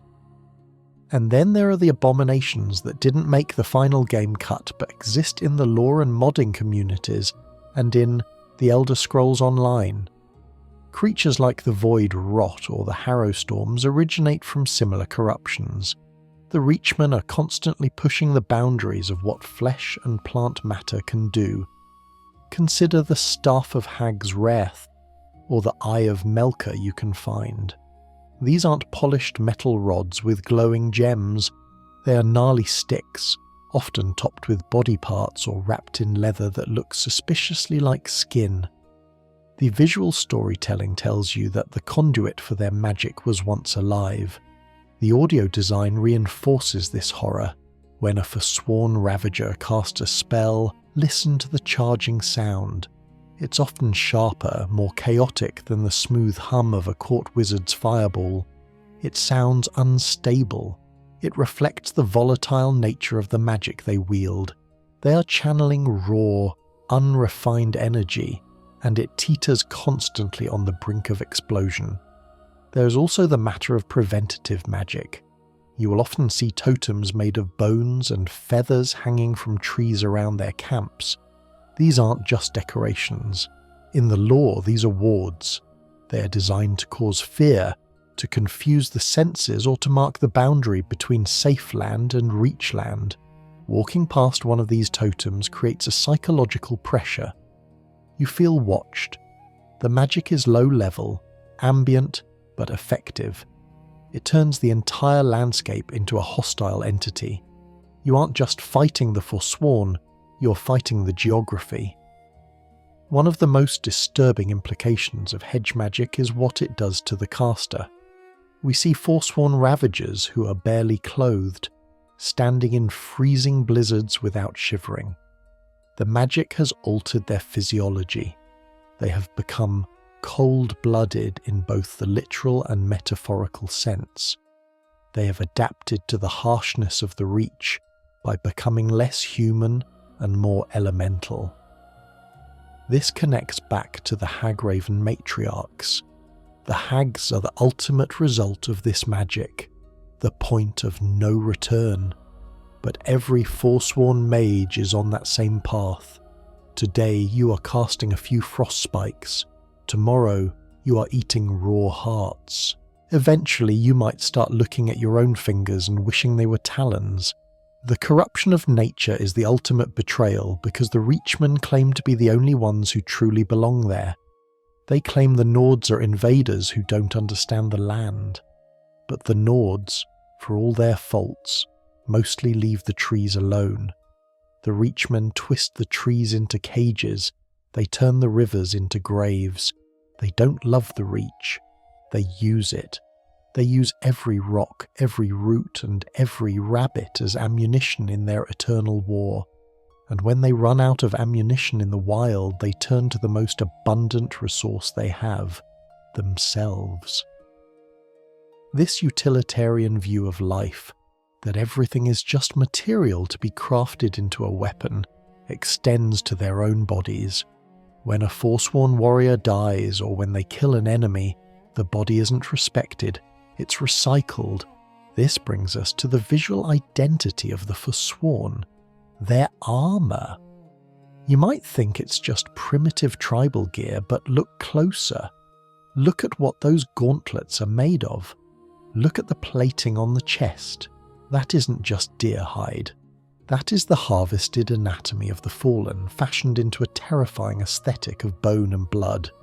In a world dominated by steel plate, ebony mail, and dwarven alloys, the Forsworn stand out because they choose to walk into battle wearing the skeletons of their prey. When you look at the armour design of the major factions in Skyrim, it's all about industrial capability. The Imperials have mass-produced leather and steel skirts. The Stormcloaks have chainmail and heavy padding. The Thalmor have that intricate, terrifyingly sharp elven glass. These armours scream civilization and logistics. The Forsworn armour screams, "I ate what I'm wearing." This is the psychological horror of the Forsworn aesthetic. It isn't just primitive, it is predatory. They don't mine for their protection, they harvest it. When a Forsworn warrior charges you, they are covered in the ribs, antlers and pelts of the creatures that live in the Reach. And if you look closely at the texture work in the game, some of those bones look disturbingly humanoid. Let's break down the core in-game fact of the Forsworn armour set. It is classified as light armour. It offers decent protection for the early to mid-game, comparable to leather or hide. But visually, it leaves vast amounts of skin exposed. The chest piece is often just a harness of leather straps and a few strategically placed bones. The legs are barely covered. From a gameplay perspective, this is usually dismissed as the standard fantasy trope of barbarian bikini armour. But lore-wise, it tells us something terrifying about their combat doctrine. They don't expect to get hit, or rather, they don't care if they get hit. They value agility, silence, and speed over safety. A Forsworn warrior needs to climb the vertical cliffs of the Druidak Mountains. They can't do that weighing 50 pounds in steel plate. But the real function of the armour is terror. Imagine being a young Nord conscript from the flat farmlands of Rorikstead. You are marching through the fog. Suddenly, a figure emerges from the mist wearing the skull of a deer as a helmet, with jagged rib bones strapped to their forearms like natural serrated blades. They look like a demon summoned from the forest floor. You're terrified before the first arrow even flies. The Forsworn headdress is the crown jewel of this nightmare. It is almost always a skull, usually a deer or an elk, with the antlers still attached. By wearing the face of a beast, the warrior is ritually shedding their human identity. They are adopting the aspect of the animal, the relentless stamina of the elk, the violence of the bear. It creates a silhouette that is non-human. In the heat of battle, amidst the chaos, a legionnaire isn't fighting a man, he is fighting a monster. This brings us to a grim, obscure lore tidbit regarding the crafting materials. While the game mechanic simplifies improvement to leather strips, the visual design implies the use of sinew, gut, and raw bone. There is no metal in a standard Forsworn kit. The buckles are likely carved bone. The thread is likely dried intestine. This means that every piece of armour represents a death. A smith in Whiterun buys ingots. A crafter in the Reach has to kill to create. The armour is a collection of trophies. The more bones you wear, the more successful of a hunter you are. It's a resume you wear on your chest. And let's not ignore the weapons. The Forsworn bow, sword, and axe are unique. They're fashioned from wood and sharpened stone or bone. They look fragile, yet in the game they hit surprisingly hard. A Forsworn bow has a faster draw speed than many other bows. This implies a mastery of material science that civilized races ignore. They know exactly how to torque a branch of juniper, or how to chip a piece of flint to sever an artery. It is crude, yes, but it is surgical. There is a significant community debate surrounding the sexualization of the armour, particularly the female variant. Many critics point out it's the most revealing set in the game. However, a counter-theory in the lore community argues that this exposure is an intentional display of iron flesh magic. We know the Reachmen rely heavily on alteration magic, flesh spells. By wearing less armour, they are showing off their magical prowess. It's a taunt. I don't need steel to stop your blade, my skin is hard as oak. It transforms the exposed skin from a vulnerability into a flex. It says, strike me if you can. Furthermore, the aesthetic connects them to the Hircine worship we will discuss later. Hircine is the lord of the hunt. Hunters don't hide in metal boxes. Hunters need to feel the wind, hear the twigs snap, and move silently. The armour is designed to minimise noise. If you've ever tried to sneak in heavy armour in Skyrim, you know it clanks. Forsworn gear is silent. It allows them to be the ghosts of the Reach. There is also the recycling aspect. The Reach is poor. They don't have the trade routes of the East Empire Company. They have to use what they have, and what they have is the dead. This utilitarianism is horrifying because it extends to their enemies. While the game doesn't explicitly let you craft armour from Nords, the implication hangs heavy in the air. If a Forsworn kills a Nord, they take the steel weapons, sure, but they might also take the ribs. A bone is a bone. To the old gods, all meat is the same. The horror of the Forsworn aesthetic is that it is a rejection of progress. They have seen steel. They have seen the comforts of cloth and velvet, and they rejected it. They chose to go back to the Bone Age. They looked at civilization and said, "This makes you weak." When you loot a Forsworn, you are effectively stripping a corpse of other corpses. You are peeling away layers of death. It's a tactile reminder that you're in a place where the dead protect the living. But the Forsworn don't just dress themselves in the bones of the past. They also delight in shattering the bones of history. Their war isn't just against the living Nords, it's against the stone memories of the Empire itself. They want to erase the timeline. This is nowhere more evident than in their occupation of Karthspire. It's not just a camp, it's a crime scene of archaeological vandalism.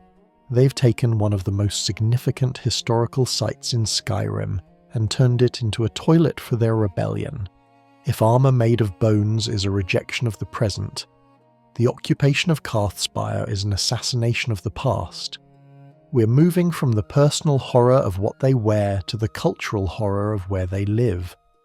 To the Forsworn, a ruin isn't a protected heritage site.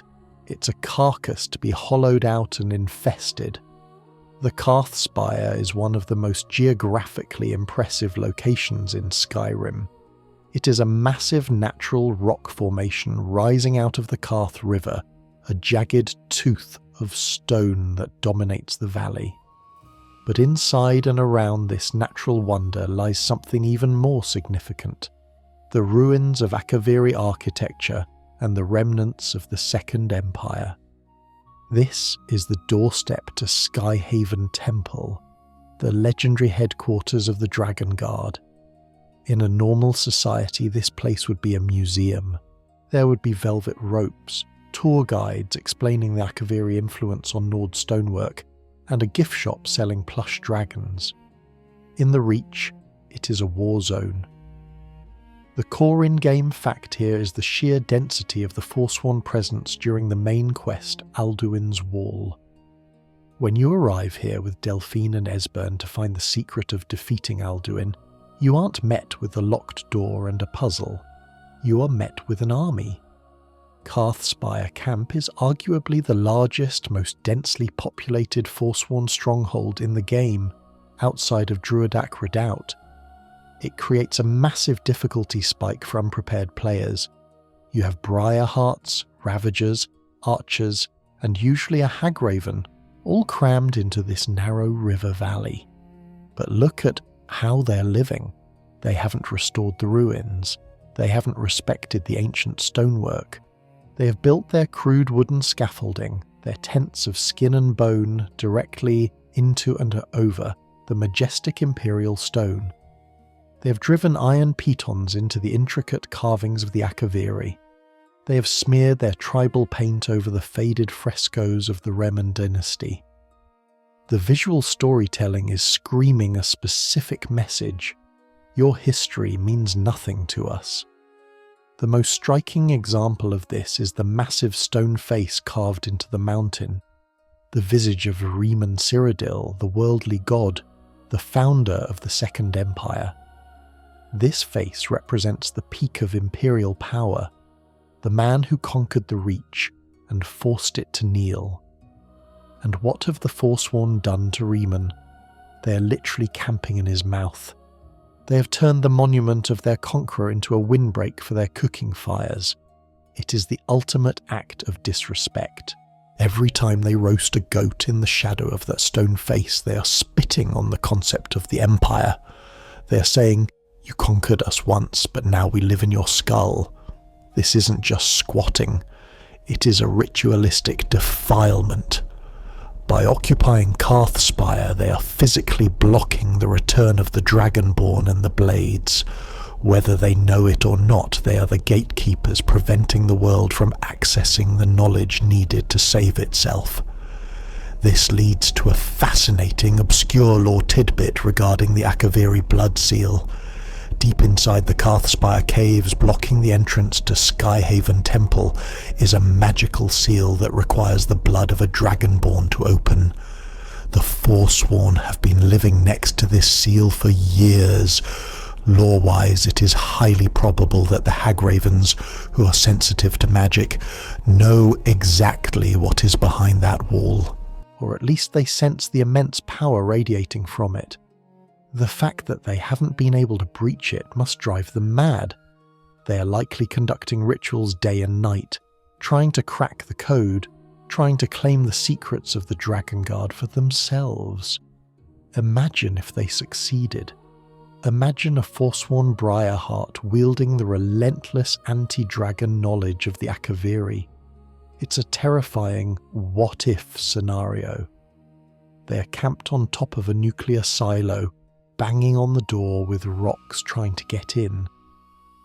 There is a community debate and fan theory that suggests the Forsworn occupation of Karthspire is not accidental. Some believe the Hagravens are drawn there specifically because of the Song of the Dragonborn. The theory posits that the spiritual resonance of the place acts like a beacon to power-hungry entities. They aren't just hiding in a cave, they are moths drawn to the flame of prophecy. Others argue that their presence is a strategic choke point designed to cut off solitude from Markarth. The Karth River is a major trade artery. By holding the spire, the Forsworn effectively sever the water route, forcing all trade onto the dangerous roads where their ambushes are set. It's a brilliant military move that proves they aren't just savages, they are strategists who understand logistics. But let's go back to the environmental horror inside the cave. When you enter the Karthspire interior, the air changes. It's damp, heavy. You see the sleeping mats rolled out on ancient flagstones. You see the bloody altars set up in the corners of what was once likely a grand foyer or a meditation hall for the Dragon Guard. The clash of aesthetics is jarring. You have the clean geometric lines of the Akaviri architecture, noble, precise, alien, clashing with the chaotic organic filth of the Forsworn. It's a visual representation of the war for Skyrim's soul, order versus chaos, civilization versus the wild, and the Forsworn are winning. They have successfully repurposed the grandeur of the past into a bunker for the present. This desecration serves a psychological purpose for the Reachmen. For generations, they have been told that they are lesser, that their culture is dirt and the Empire's culture is gold. By taking the symbols of the Empire and covering them in dirt, they are levelling the playing field. They are dragging the gods of the Cyrodiils down into the mud with them. It's an act of cultural reclamation through destruction. They can't build a Skyhaven temple. They don't have the masonry skills or the resources, so they occupy one. It's the hermit crab strategy.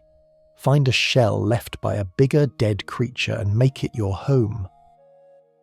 But there is a tragedy here too. The Reachmen claim to be the true sons and daughters of the Reach, yet they have no connection to the deep history of the land. The Akaviri ruins, the Dwemer cities like Markarth, none of these were built by Reachmen. The Reachmen are nomads in a land of stone giants. They live in the shadows of structures they cannot replicate and do not understand. This creates a pervasive sense of insecurity in their culture. They are constantly trying to prove they belong, trying to mark their territory with blood and bone because they cannot mark it with stone. The defilement of Karthspire is an act of insecurity. They have to ruin it to own it. The gameplay experience of clearing Karthspire reinforces this. It is a slaughter. You often have to kill dozens of Forsworn to get to the temple. By the time you reach the Blood Seal, the floor is littered with bodies. You have effectively cleaned the ruin, but at what cost?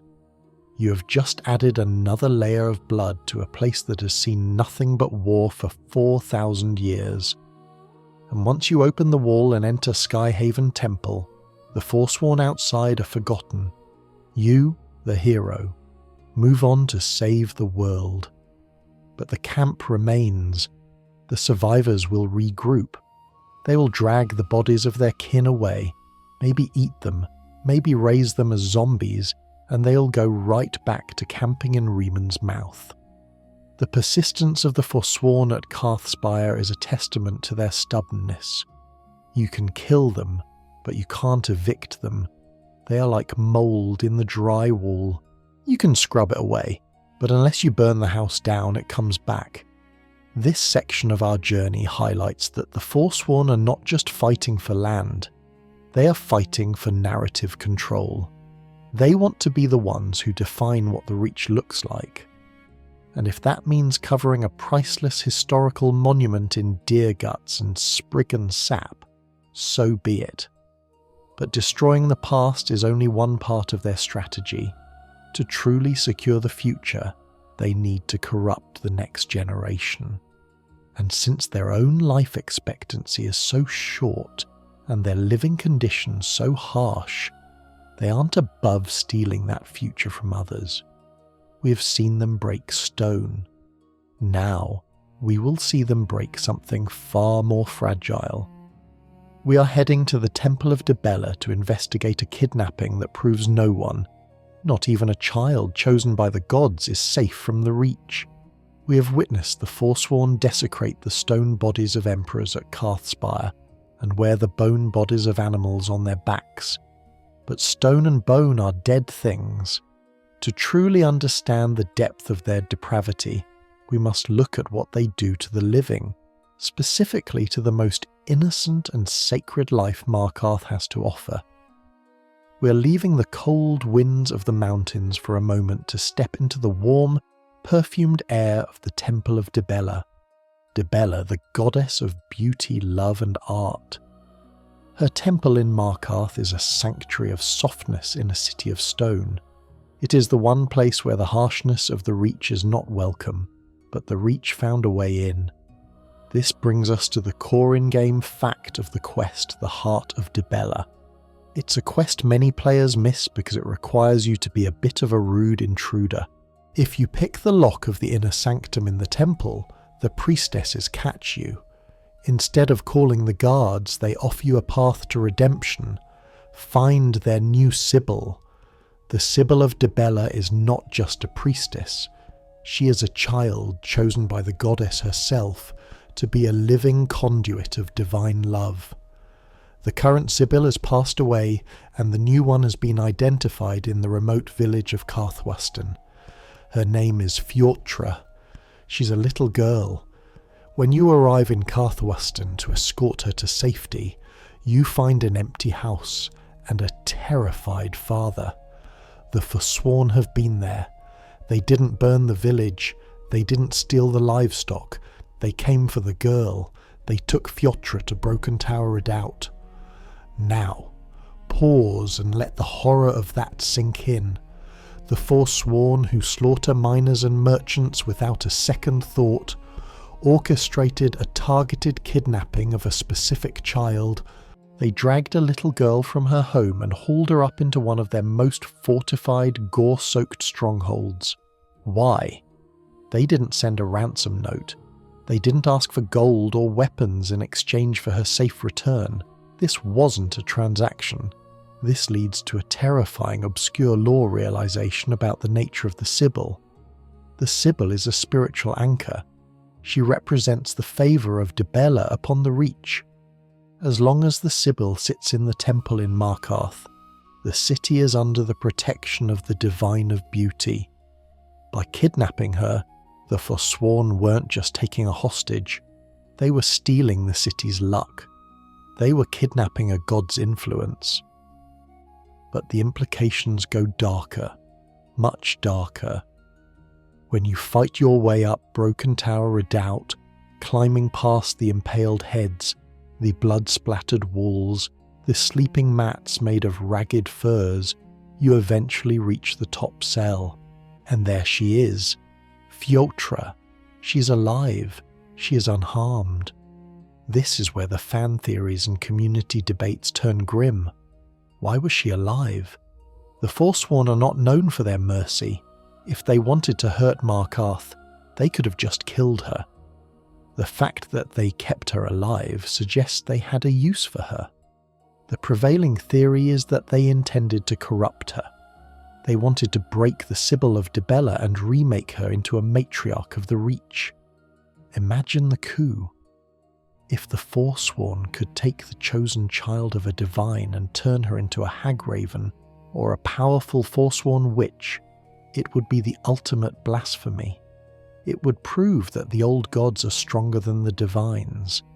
It would turn the symbol of Markarth's beauty into a symbol of Markarth's destruction. Think about the environment she was being held in. Broken Tower Redoubt is a nightmare. The furniture is made of bones. The air smells of rot and unwashed bodies. For a child raised in a village, this is trauma on a catastrophic scale. Even if they didn't physically torture her, the psychological conditioning of just existing in that space is a form of torture. They were likely forcing her to watch their rituals, forcing her to eat their food, trying to normalize the horror so she would accept it. There is also a chilling irony in the location's name: Broken Tower Redoubt. They took the vessel of perfection, debella, to a place defined by its brokenness. The specific enemy you fight at the top of the tower adds another layer to this. It is usually a Briarheart. As we established, Briarhearts are the result of a gruesome surgery that replaces humanity with nature magic. The fact that a Briarheart was personally guarding the girl suggests she was a high-value asset. She was being watched by their elite. There's also a subtle, uncomfortable subtext regarding the debellan arts. Debella is the goddess of love, yes, but also of passion and physical beauty. The Forsworn, who are primal and uninhibited, represent a twisted, dark mirror of that passion. While debella represents consensual, celebrated love, the Forsworn represent predatory, violent desire. By taking the sibil, they are symbolically raping the sanctity of the divine. They are asserting that in the Reach, beauty does not exist to be worshipped. It exists to be consumed. If you rescue Fjotra, she is stoic. Surprisingly so. She speaks with a maturity beyond her years, acknowledging her duty to the goddess. I am the sibil, I must go to the temple. It's a relief, but it's also sad. She has seen things no child should see. When you return her to the temple, she is sealed away in the inner sanctum, surrounded by priestesses, safe from the world. But what if you hadn't come? There is a nightmare scenario where Fjotra grows up in Broken Tower Redoubt. She learns the hedge magic. She learns to listen to the whispers of the Hagravens instead of the whispers of debella.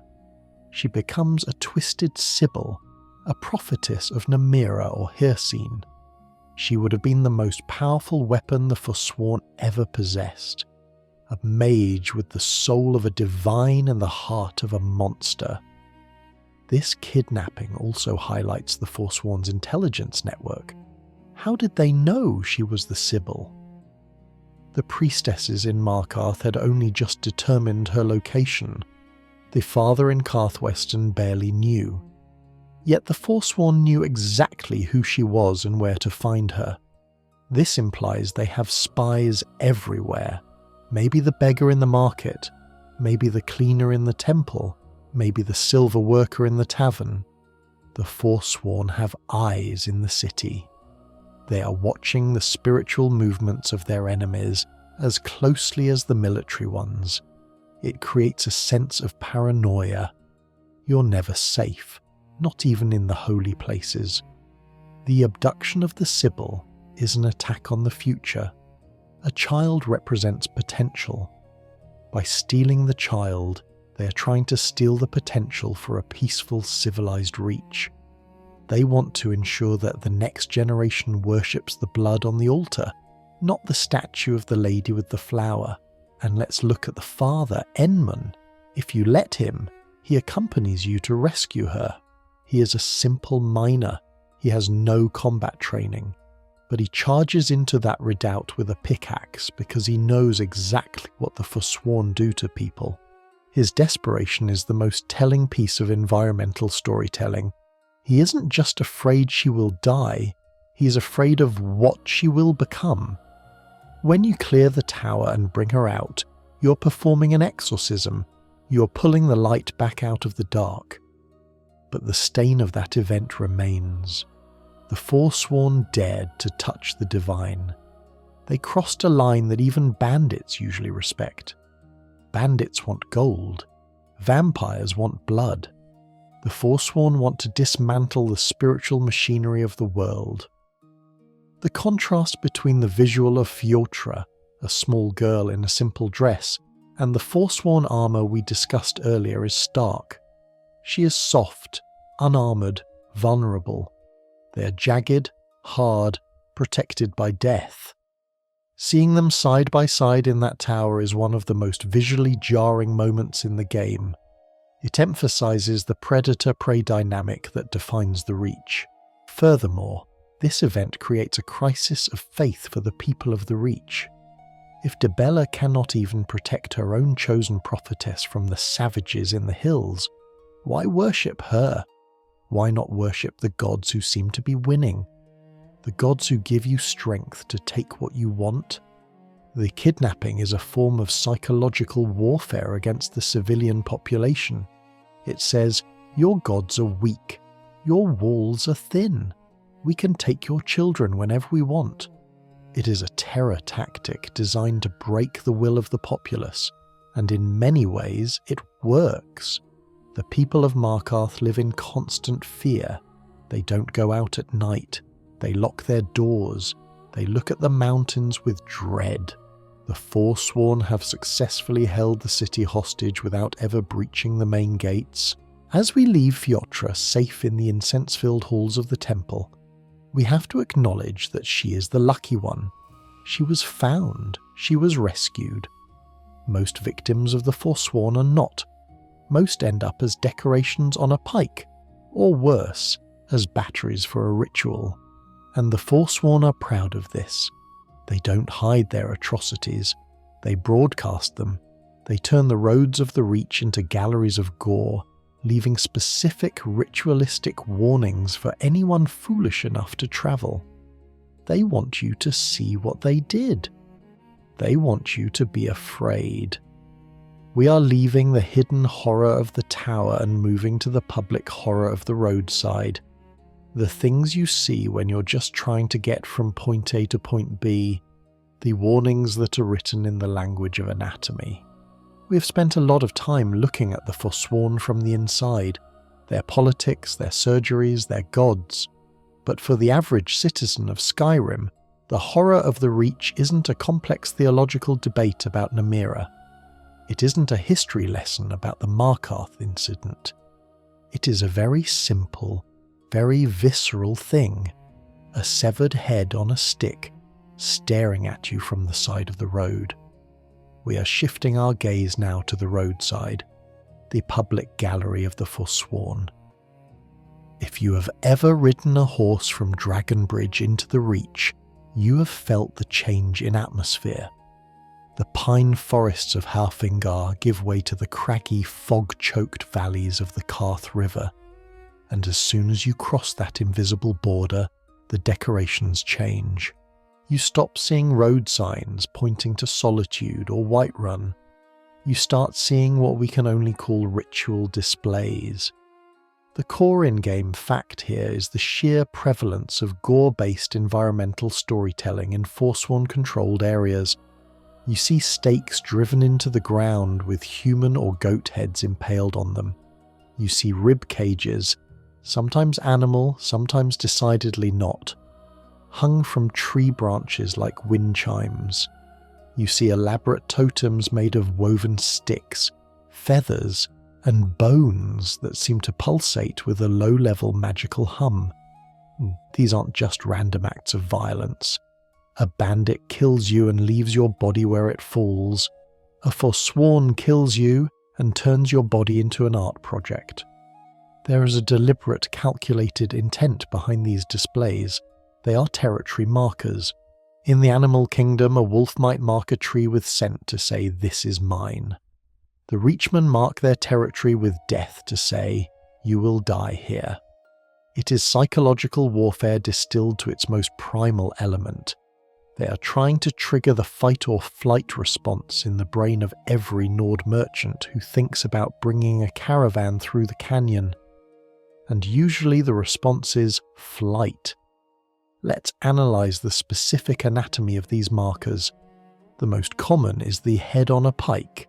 It is a classic trope, but the Forsworn add a twist. They often strip the flesh from the skull but leave the lower jaw or the neck muscles attached, creating a gruesome silhouette. Sometimes you find antlers lashed to a human skull. This creates a terrifying hybrid visual. It suggests that in the eyes of the Forsworn, there is no difference between a man and a deer. Both are just meat. Both are just trophies. It dehumanizes the victim even after death. If you are a Nord soldier marching into the Reach, seeing your comrade's head wearing elk antlers is a message. You are not a soldier here. You are prey. But there is an even more disturbing layer to this. An obscure lore tidbit found in the text The City of Stone mentions that the Reachmen believe the spirit resides in the head, or sometimes the heart, depending on the specific tribe. By mounting the head on a pike, they aren't just displaying a trophy, they are trapping the soul. They are forcing the spirit of the victim to stand guard over the land they tried to conquer. Imagine the horror of that concept. You die fighting the Forsworn, and your eternal reward is to be a scarecrow for your killers, staring endlessly down the road, warning your own people to turn back. It is a form of spiritual enslavement that denies the victim passage to Sovngarde. This leads to a chilling fan theory that has circulated in the community for years, the panopticon of the Reach. Many players have noticed that the Forsworn seem to have uncanny perception. They spot you from miles away. They know when you're sneaking. The theory suggests that the Hagravens can actually see through the empty eye sockets of the skulls they mount on these totems. Think of it as a magical CCTV system. Every totem, every hanging bone charm, every skull on a pike is a camera lens for the matriarchs. They're sitting in their towers, meditating, watching the entire Reach through 1,000 dead eyes. If this theory is true, then you are never unobserved in the Reach. The landscape itself is watching you. This would explain why their ambushes are so perfect. They don't just stumble upon you, they have been tracking you since you passed the first warning marker. The skulls you shuddered at and rode past were the very things that alerted the hunting party. We also need to talk about the Forsworn chandelier. You've seen these in caves and hanging from trees, complex structures of bone, antlers and feathers dangling from a rope. They often have a slight physics sway in the game, creaking in the wind. These are likely dream catchers, or more accurately nightmare catchers. In Reachmen culture, dreams are a connection to the spirit world. Vermina, the Daedric Prince of Nightmares, also has influence here. These structures might be designed to filter the spiritual air, catching bad omens or amplifying the fear of intruders.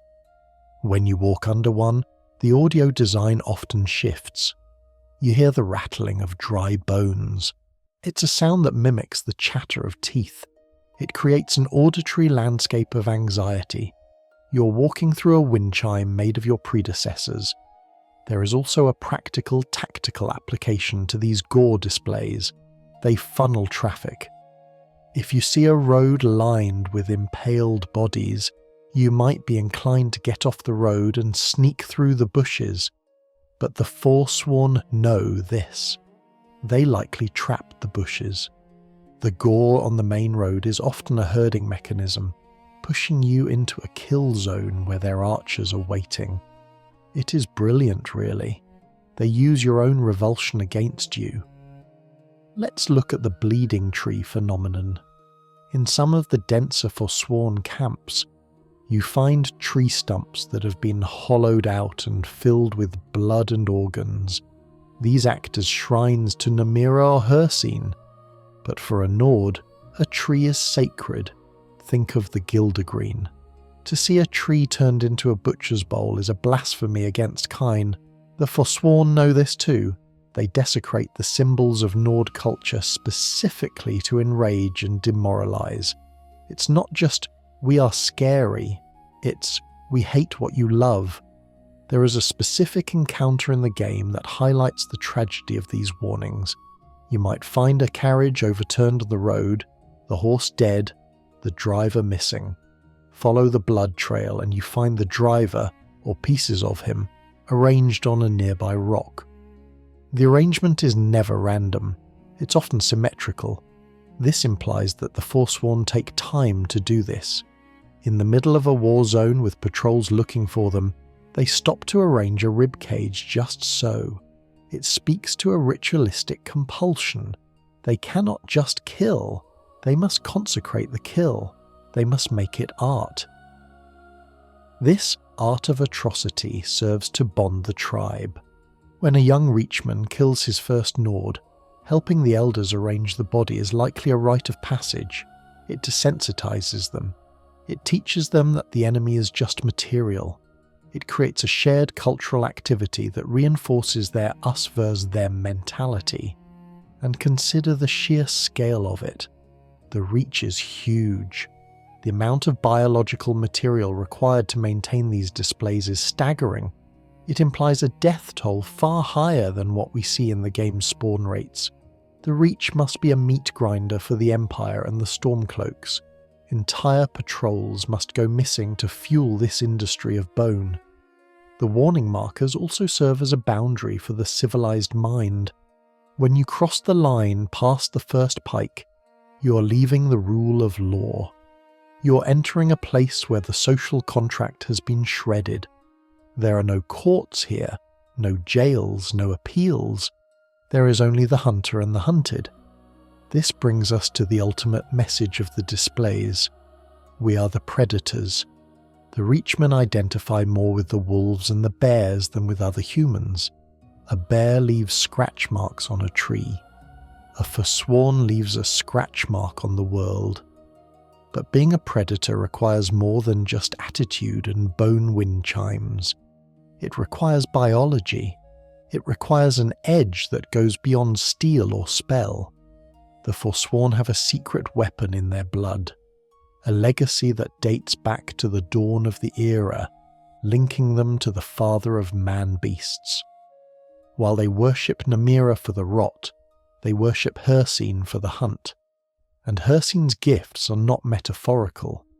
They are furry, they have claws, and they come out when the moons are full. We're about to explore the connection that turns a Reachman from a guerrilla fighter into an apex predator. The beast blood isn't just a curse in the Reach, it is a heritage. When the sun sets over the Druidak Mountains, the threat profile of the Reach changes. During the day, you have to worry about arrows, magic, and the occasional avalanche. But when the moons, Massa and Secunda, rise, something else wakes up. We have talked about the Forsworn wearing the skins of animals, but now we must confront the reality that for many of them, the animal isn't something they wear, it is something they are. The connection between the Reachmen and Hircine, the Daedric prince of the hunt, is as old as the stones themselves. While the Nords of the companions in Whiterun hide their lycanthropy like a shameful secret in the Underforge, the Reachmen embrace it as a divine right. To them, the beast blood is the ultimate inheritance. This brings us to a crucial core in-game fact that anchors the entire werewolf mythos in Skyrim. The companions didn't get their lycanthropy from a random bite. They got it from the Reach.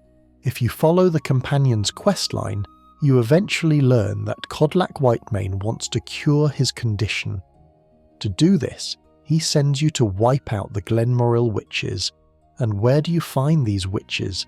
In a dark, damp coven surrounded by Hagraven feathers and Forsworn iconography. The Glenmoril witches are, for all intents and purposes, the high priestesses of Hircine in Skyrim. They are the brokers of the beast. It was these witches, or their predecessors, who tricked the original companions into accepting the gift centuries ago. This proves that the Reachmen have held the keys to lycanthropy for generations. They are the patient zero population for the werewolf curse in Skyrim.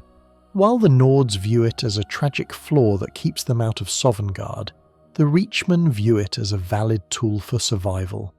In the Reach, Hircine is not a demon. He is the father of man-beasts. He is the alabaster stag, the great hunter. His sphere is the sport of Daedra, the thrill of the chase. For a people who've been hunted by Imperials and Nords for centuries, Hircine offers a reversal of roles. He gives them the power to become the hunters. This connection explains the sheer ferocity of the Forsworn. Even those who do not transform seem to possess a feral intensity. They have the stamina of wolves. They have the aggression of bears. It leads to a prevalent obscure lore tidbit that suggests the beast blood runs dormant in the veins of many Reach families, even if it doesn't always manifest as a full transformation. In the Elder Scrolls Online, which expands on Reach lore significantly, we see clans like the Ghost Song or the Thornroot who openly shapeshift. They utilise the transformation in battle, in rituals, and in governance. While Skyrim's game mechanics limit the number of actual werewolf enemies you face in Forsworn camps, mostly due to engine limitations to prevent chaos, the lore insists they are there. Imagine the psychological horror of fighting the Forsworn in the deep woods. You are parrying a sword swing from a warrior, and suddenly you hear the cracking of bone. His jaw elongates, his armour bursts as muscle expands. In seconds, you aren't fighting a man anymore. You are fighting an apex predator that can rip through plate armour like wet paper. This relationship with Hircine also contextualises the Saviour's Hide artifact. You obtain this by completing the quest Ill Met by Moonlight, which takes place in the Reach, Falkreath border. The quest involves Sinding, a man who stole the Ring of Hircine to control his transformations. The artifact itself, the Saviour's Hide, is a piece of armour made from the skin of Hircine's own avatar, or a werewolf, depending on the legend. It is the ultimate hunter's trophy, and it is distinctly Reach-styled. It looks exactly like the armour the Forsworn wear. This implies that the standard Forsworn armour is essentially a mass-produced imitation of this divine artifact. They are all trying to dress like their god. There is a fascinating fan theory and community debate regarding the conflict between the Hagraven worship and Hircine worship. Hagravens are often associated with Namira, rot, or Molag Bal, corruption, while Hircine is about the clean kill and the vitality of nature. Some scholars argue there is a schism in Forsworn society, the rot cults, Hagravens, versus the hunt cults, werewolves. However, the counter-theory is more disturbing. In the Reach, these two forces have merged. The Hagravens of the Reach have found a way to corrupt even Hircine's gift. Instead of the noble hunter, they produce the mongrel. We see this in the fact that Hagravens and werewolves often coexist in the same dungeon without fighting. The Hagravens may use their magic to stabilise the werewolves, preventing them from going berserk and killing the tribe, effectively turning them into shock troops. This weaponization of lycanthropy is a terrifying concept. A werewolf is usually a creature of pure instinct. If you can control it, if you can point it at an enemy and say, "Fetch," you have a weapon of mass destruction. The presence of Hircine also explains the strange ecology of the Reach. The animals there are stronger, angrier. The saber cats, the bears, they are all touched by the prince's influence. Hey, you. The Forsworn, by living in harmony with this aggression, become part of the pack. Consider the totems of Hircine, found in the Companion's Radiant quests. These ancient bone carvings grant werewolves new powers, howling to summon spirit wolves, detecting life, fearing enemies. These totems are almost always found in Forsworn locations. This means the Forsworn are the keepers of the werewolf skill tree. They are the guardians of the law that allows a werewolf to maximize their lethality. The horror of the beast within is that it removes the possibility of diplomacy. You can reason with a man, you can sign a treaty with a rebel, you cannot negotiate with a werewolf. When the moons are full, the politics of Markarth don't matter. The only law is the law of the jaw and the claw. There is also a tragic element to Sinding's story that mirrors the Forsworn plight. Sinding just wanted to live a normal life, but the curse made him a monster.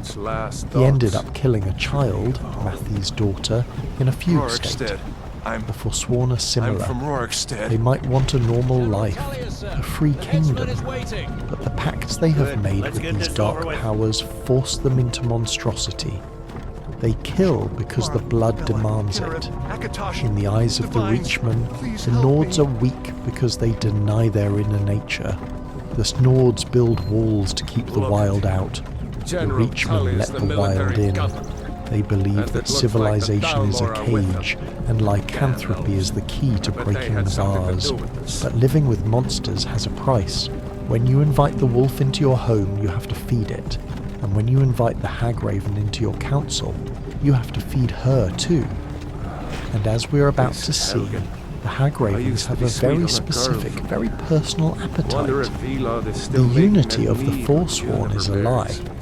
Beneath the surface of their rebellion, there is a vicious power struggle played out with fire and blood. We have seen them eat strangers, but now we will see them eat each other. We are heading back to the darkness of the caves to witness a family feud that ends in the cooking pot. We have explored the external wars of the Forsworn, against the Nords, against the Empire, against the very geography of the Reach. But what happens when the monsters turn on each other? What happens when the happy family of the Coven breaks down? You get one of the most bizarre and gruesome encounters in Skyrim, the feud between Melka and Petra.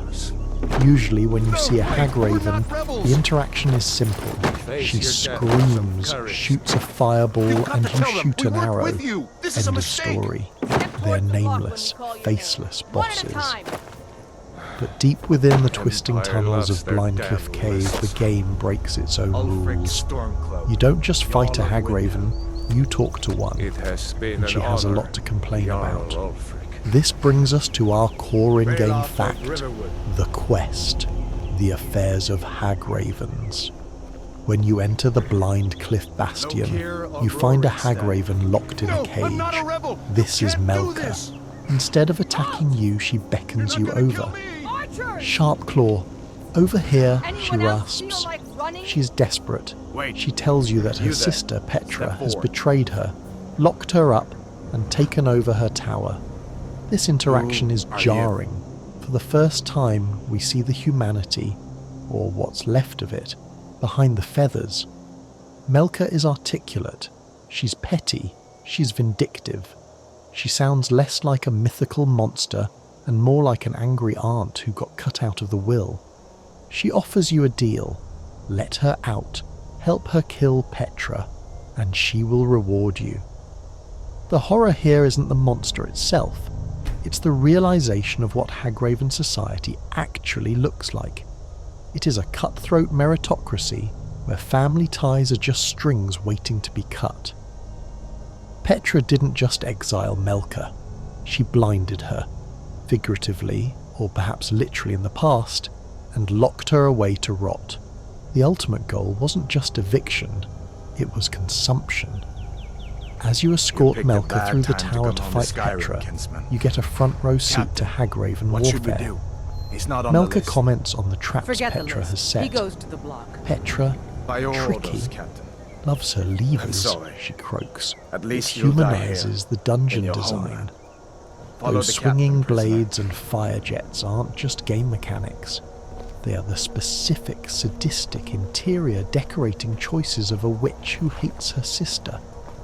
But why the betrayal? Why do Hagravens turn on their own? This leads to an obscure lore tidbit regarding the magical economy of the Reach.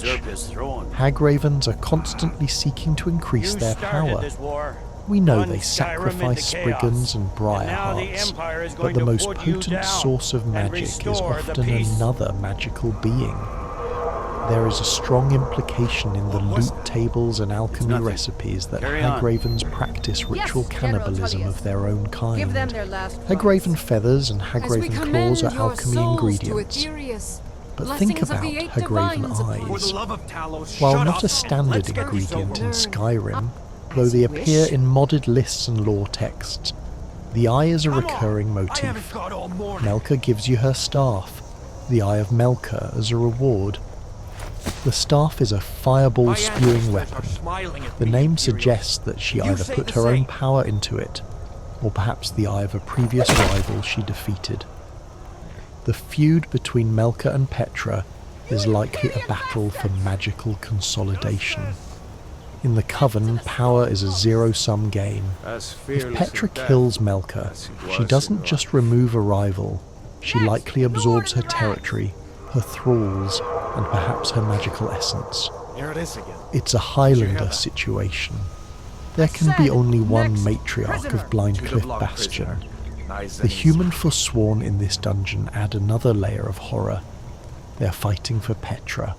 They attack Melka, their former mistress, without hesitation. This shows how fickle the loyalty of the Reachmen is. They follow the strongest. When Petra usurped the tower, the Forsworn Guard didn't stage a protest. They just switched allegiance. They are pawns in a kaiju battle between two bird witches. There's a fascinating fan theory and community debate about the sanity of the Hagravens. Some fans argue that the transformation into a Hagraven inevitably degrades the mind, leading to paranoia and psychosis. Melka seems lucid, but her speech is fragmented, repetitive. She is obsessive.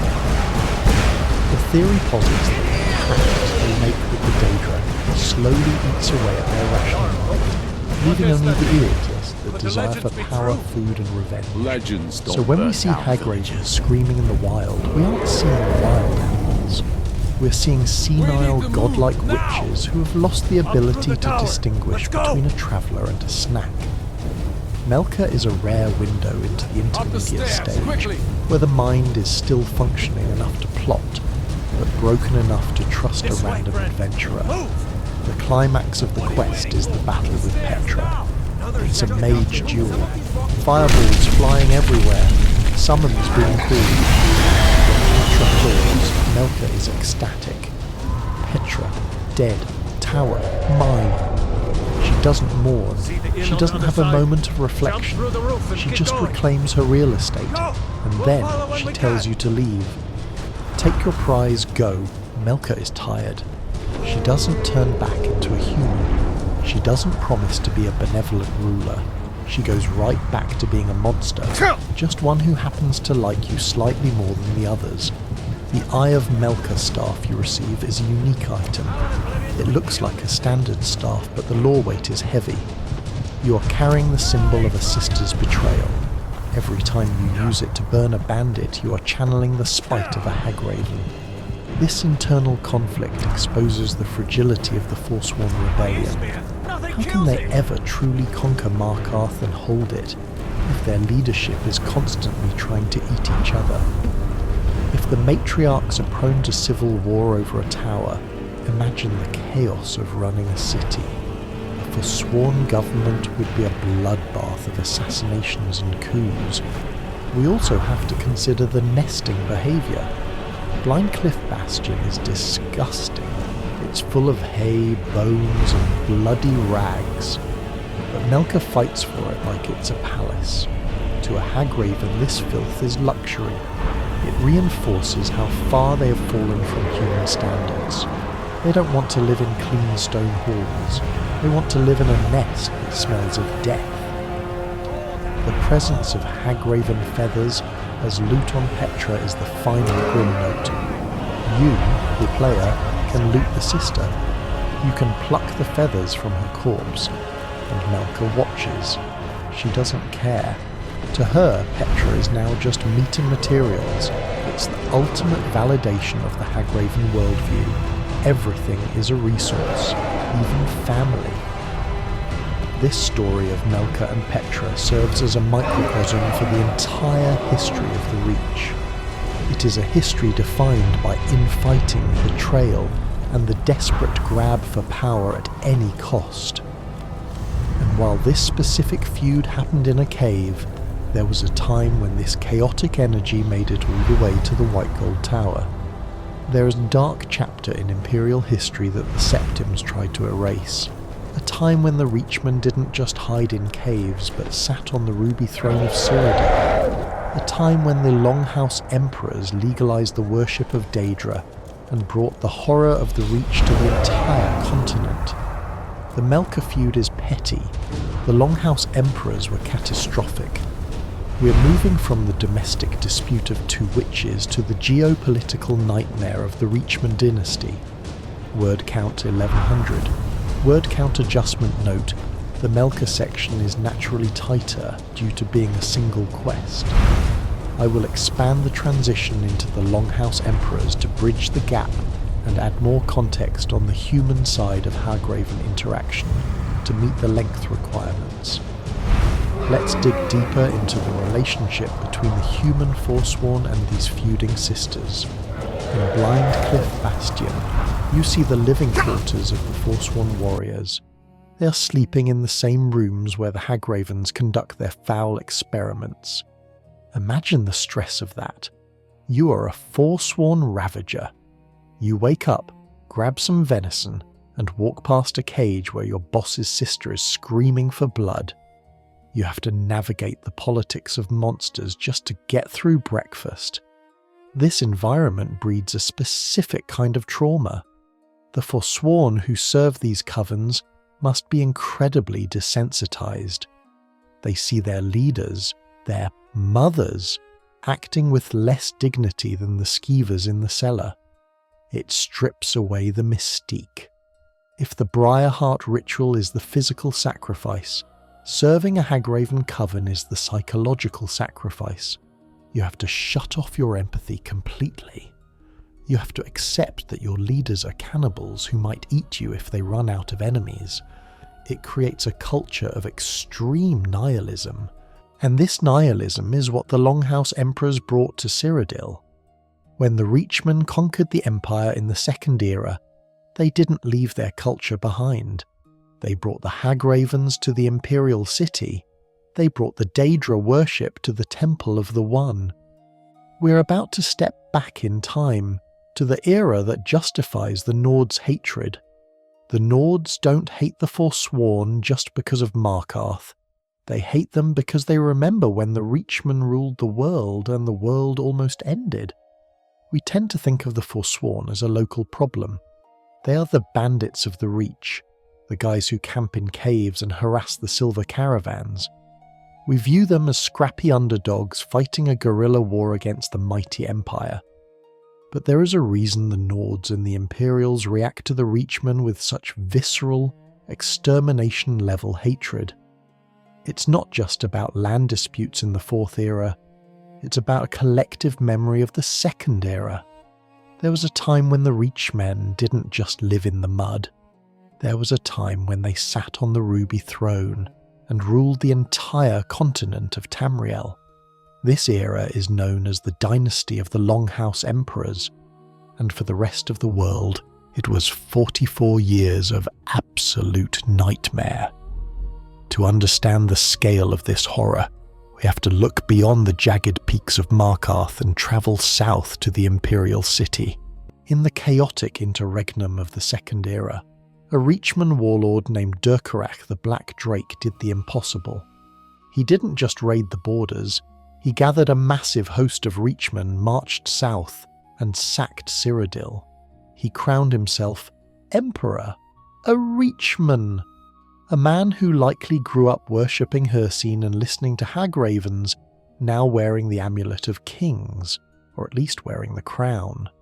This brings us to the core in-game fact that often gets buried in the history books found in Skyrim. The Reachmen ruled the Empire for 3 generations. Durkarach, his son Morikar and his grandson Leovic. They weren't a flash in the pan. They were a legitimate dynasty that held the White Gold Tower for nearly half a century.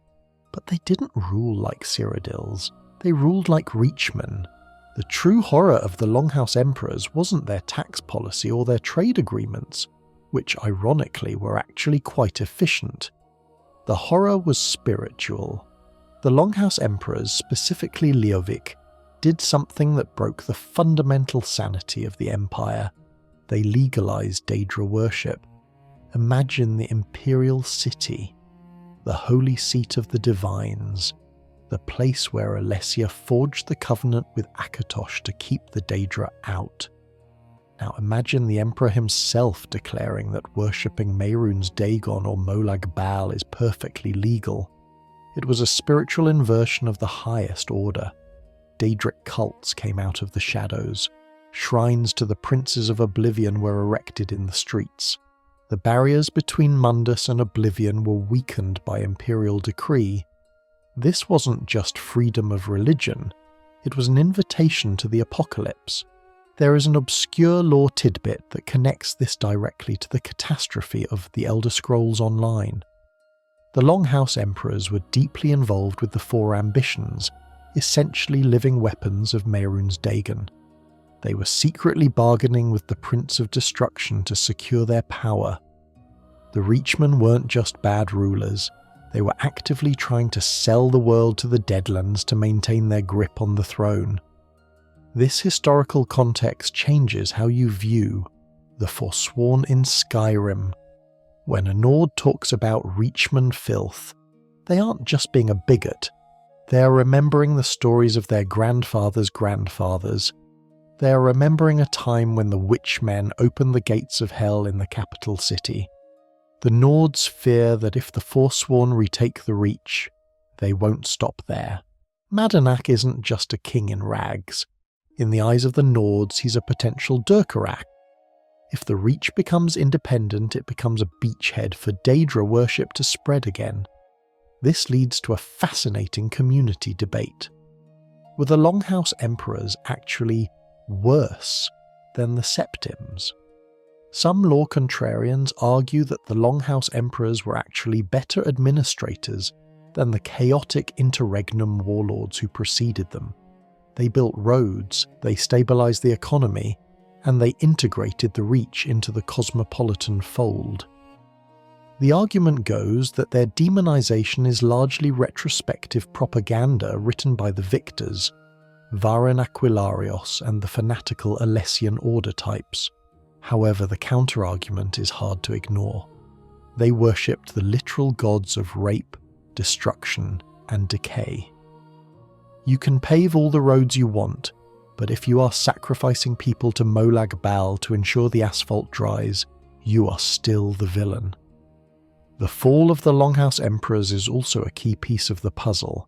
Leovic was overthrown by Varen Aquilarios precisely because he legalized Daedra worship. It was the breaking point. The Colovian estates revolted, stormed the imperial city and killed Leovic in the throne room. But here is the horror. The Reachmen didn't disappear. They retreated. They went back to the hills. They went back to Markarth. When you see the Forsworn today, you are seeing the descendants of a fallen empire. They carry the bitterness of a dethroned nobility. They don't see themselves as savages. They see themselves as the rightful rulers of Tamriel who are usurped by weak men who are afraid of the true gods. This creates a terrifying sense of entitlement. When a Briarheart kills a generic imperial soldier, he isn't just fighting an occupier, he is punishing a usurper. In their minds, the Ruby Throne is still theirs by right of conquest. The architecture of the Reach reflects this strange mix of high and low culture. We see them living in caves, yes, but look at the organization. They have a hierarchy. They have a disciplined military structure.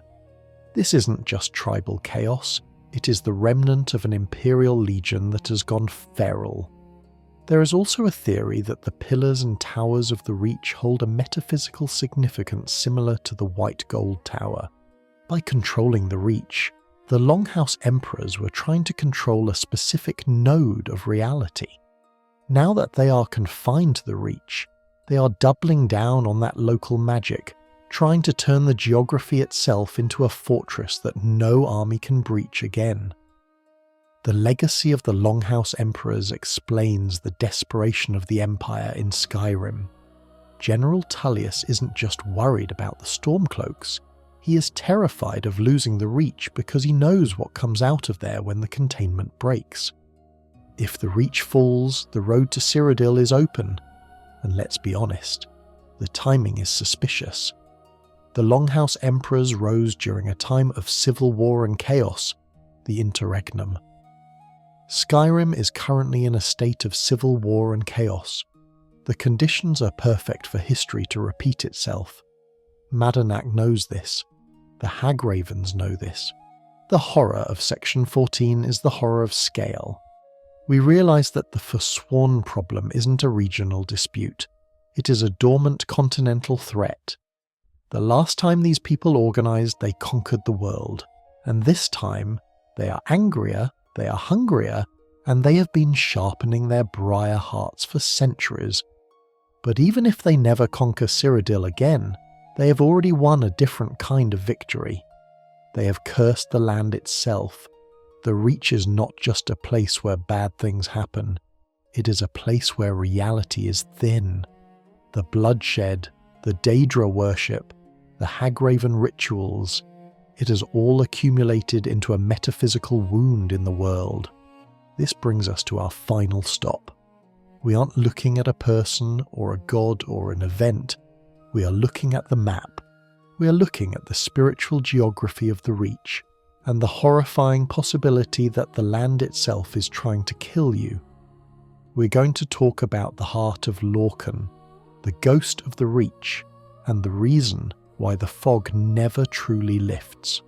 We have walked the blood-slicked stones of Markarth, peered into the hollow chests of the Briarhearts, and stared into the black eyes of the Hagravens.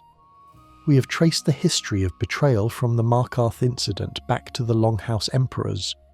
But all of these horrors, the gore, the magic, the cannibalism, are just symptoms. To understand the ultimate horror of the Forsworn, we have to look at the patient itself. We have to look at the land. The Reach is not just a backdrop for the game, it is a hostile entity. Have you ever noticed how the geography of the Reach feels wrong? In the rest of Skyrim, the land flows. The plains of Whiterun roll gently. The forests of Falkreath breathe. Even the frozen wastes of Winterhold have a stark, clean purity to them. But the Reach is a jagged scar.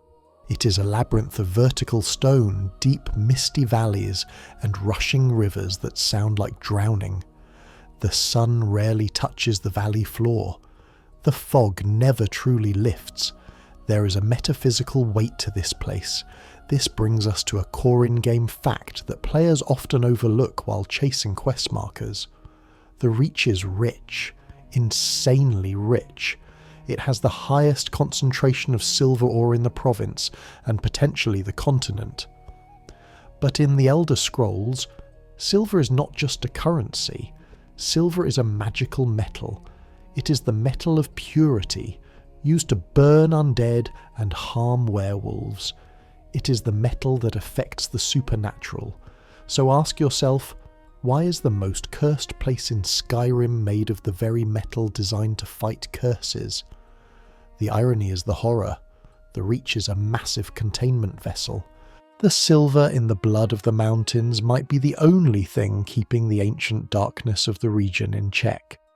And the Forsworn? They are mining it. They're breaking the seal.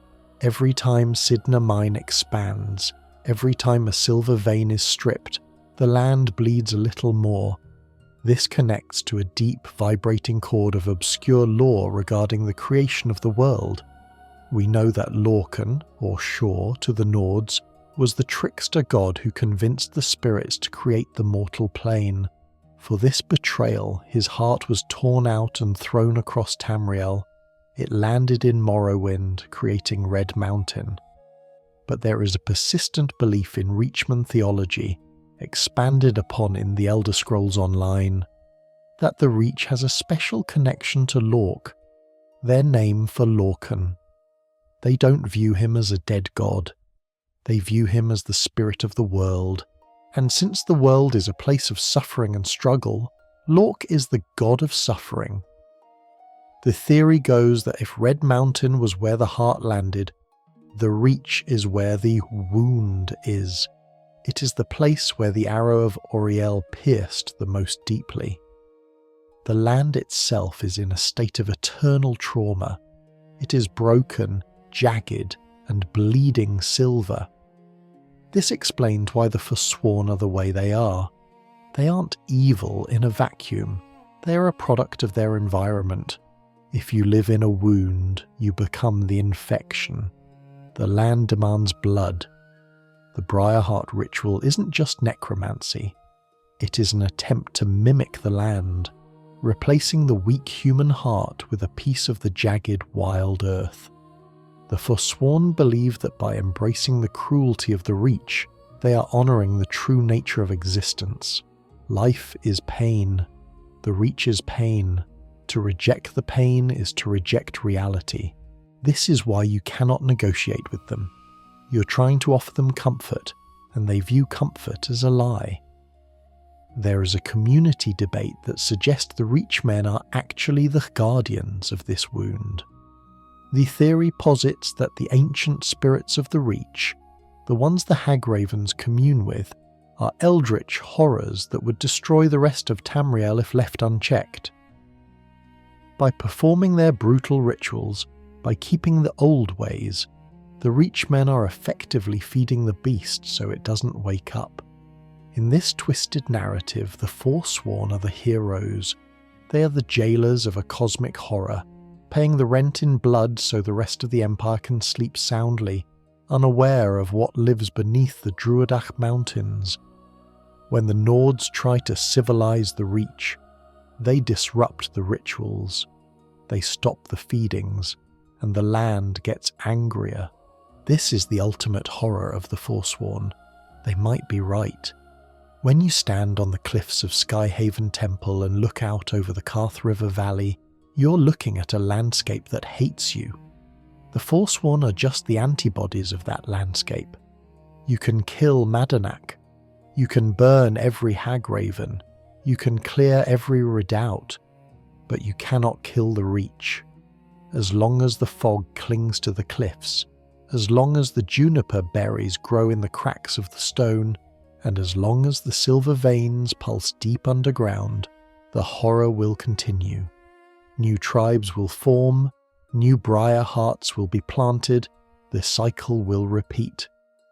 Because in the end, the Forsworn aren't fighting for a king, or a god, or a flag. They are fighting for the land that made them monsters, and the land always wins. And so, we come to the end of the road. We have walked the path from the gates of Markarth to the deepest pits of Sidna Mine. We have dissected the Briarhearts and listened to the whispers of the Hagravens. We have seen the horrors that hide in the fog of the Reach, the truths that the Nords try to forget, and the history that is written in blood and bone. It's been a long journey, Lore Masters.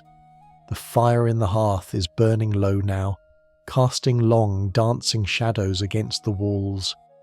Outside, the wind might be howling, or the city might be humming, but in here, it is quiet. The ghosts of the Reach can't hurt you. They are just stories now, trapped in the amber of the past, waiting for another adventurer to disturb their rest. Take a deep breath. Let the tension of the Karth River Valley fade away. You're not in a cold tent made of deer hide. You're not listening for the snap of a twig or the screech of a Hagraven. You're safe. The walls around you are solid. The air is warm. Let the image of the jagged mountains soften. Let the red of the blood fade into the grey of the mist, and let the mist dissolve into the velvet black of sleep. The Reach will still be there tomorrow, waiting in the code of the game, waiting in the pages of the lore books. But for tonight, Its wars are over. Rest your eyes. Let your breathing slow down. The old gods are sleeping, and so should you. Sweet dreams.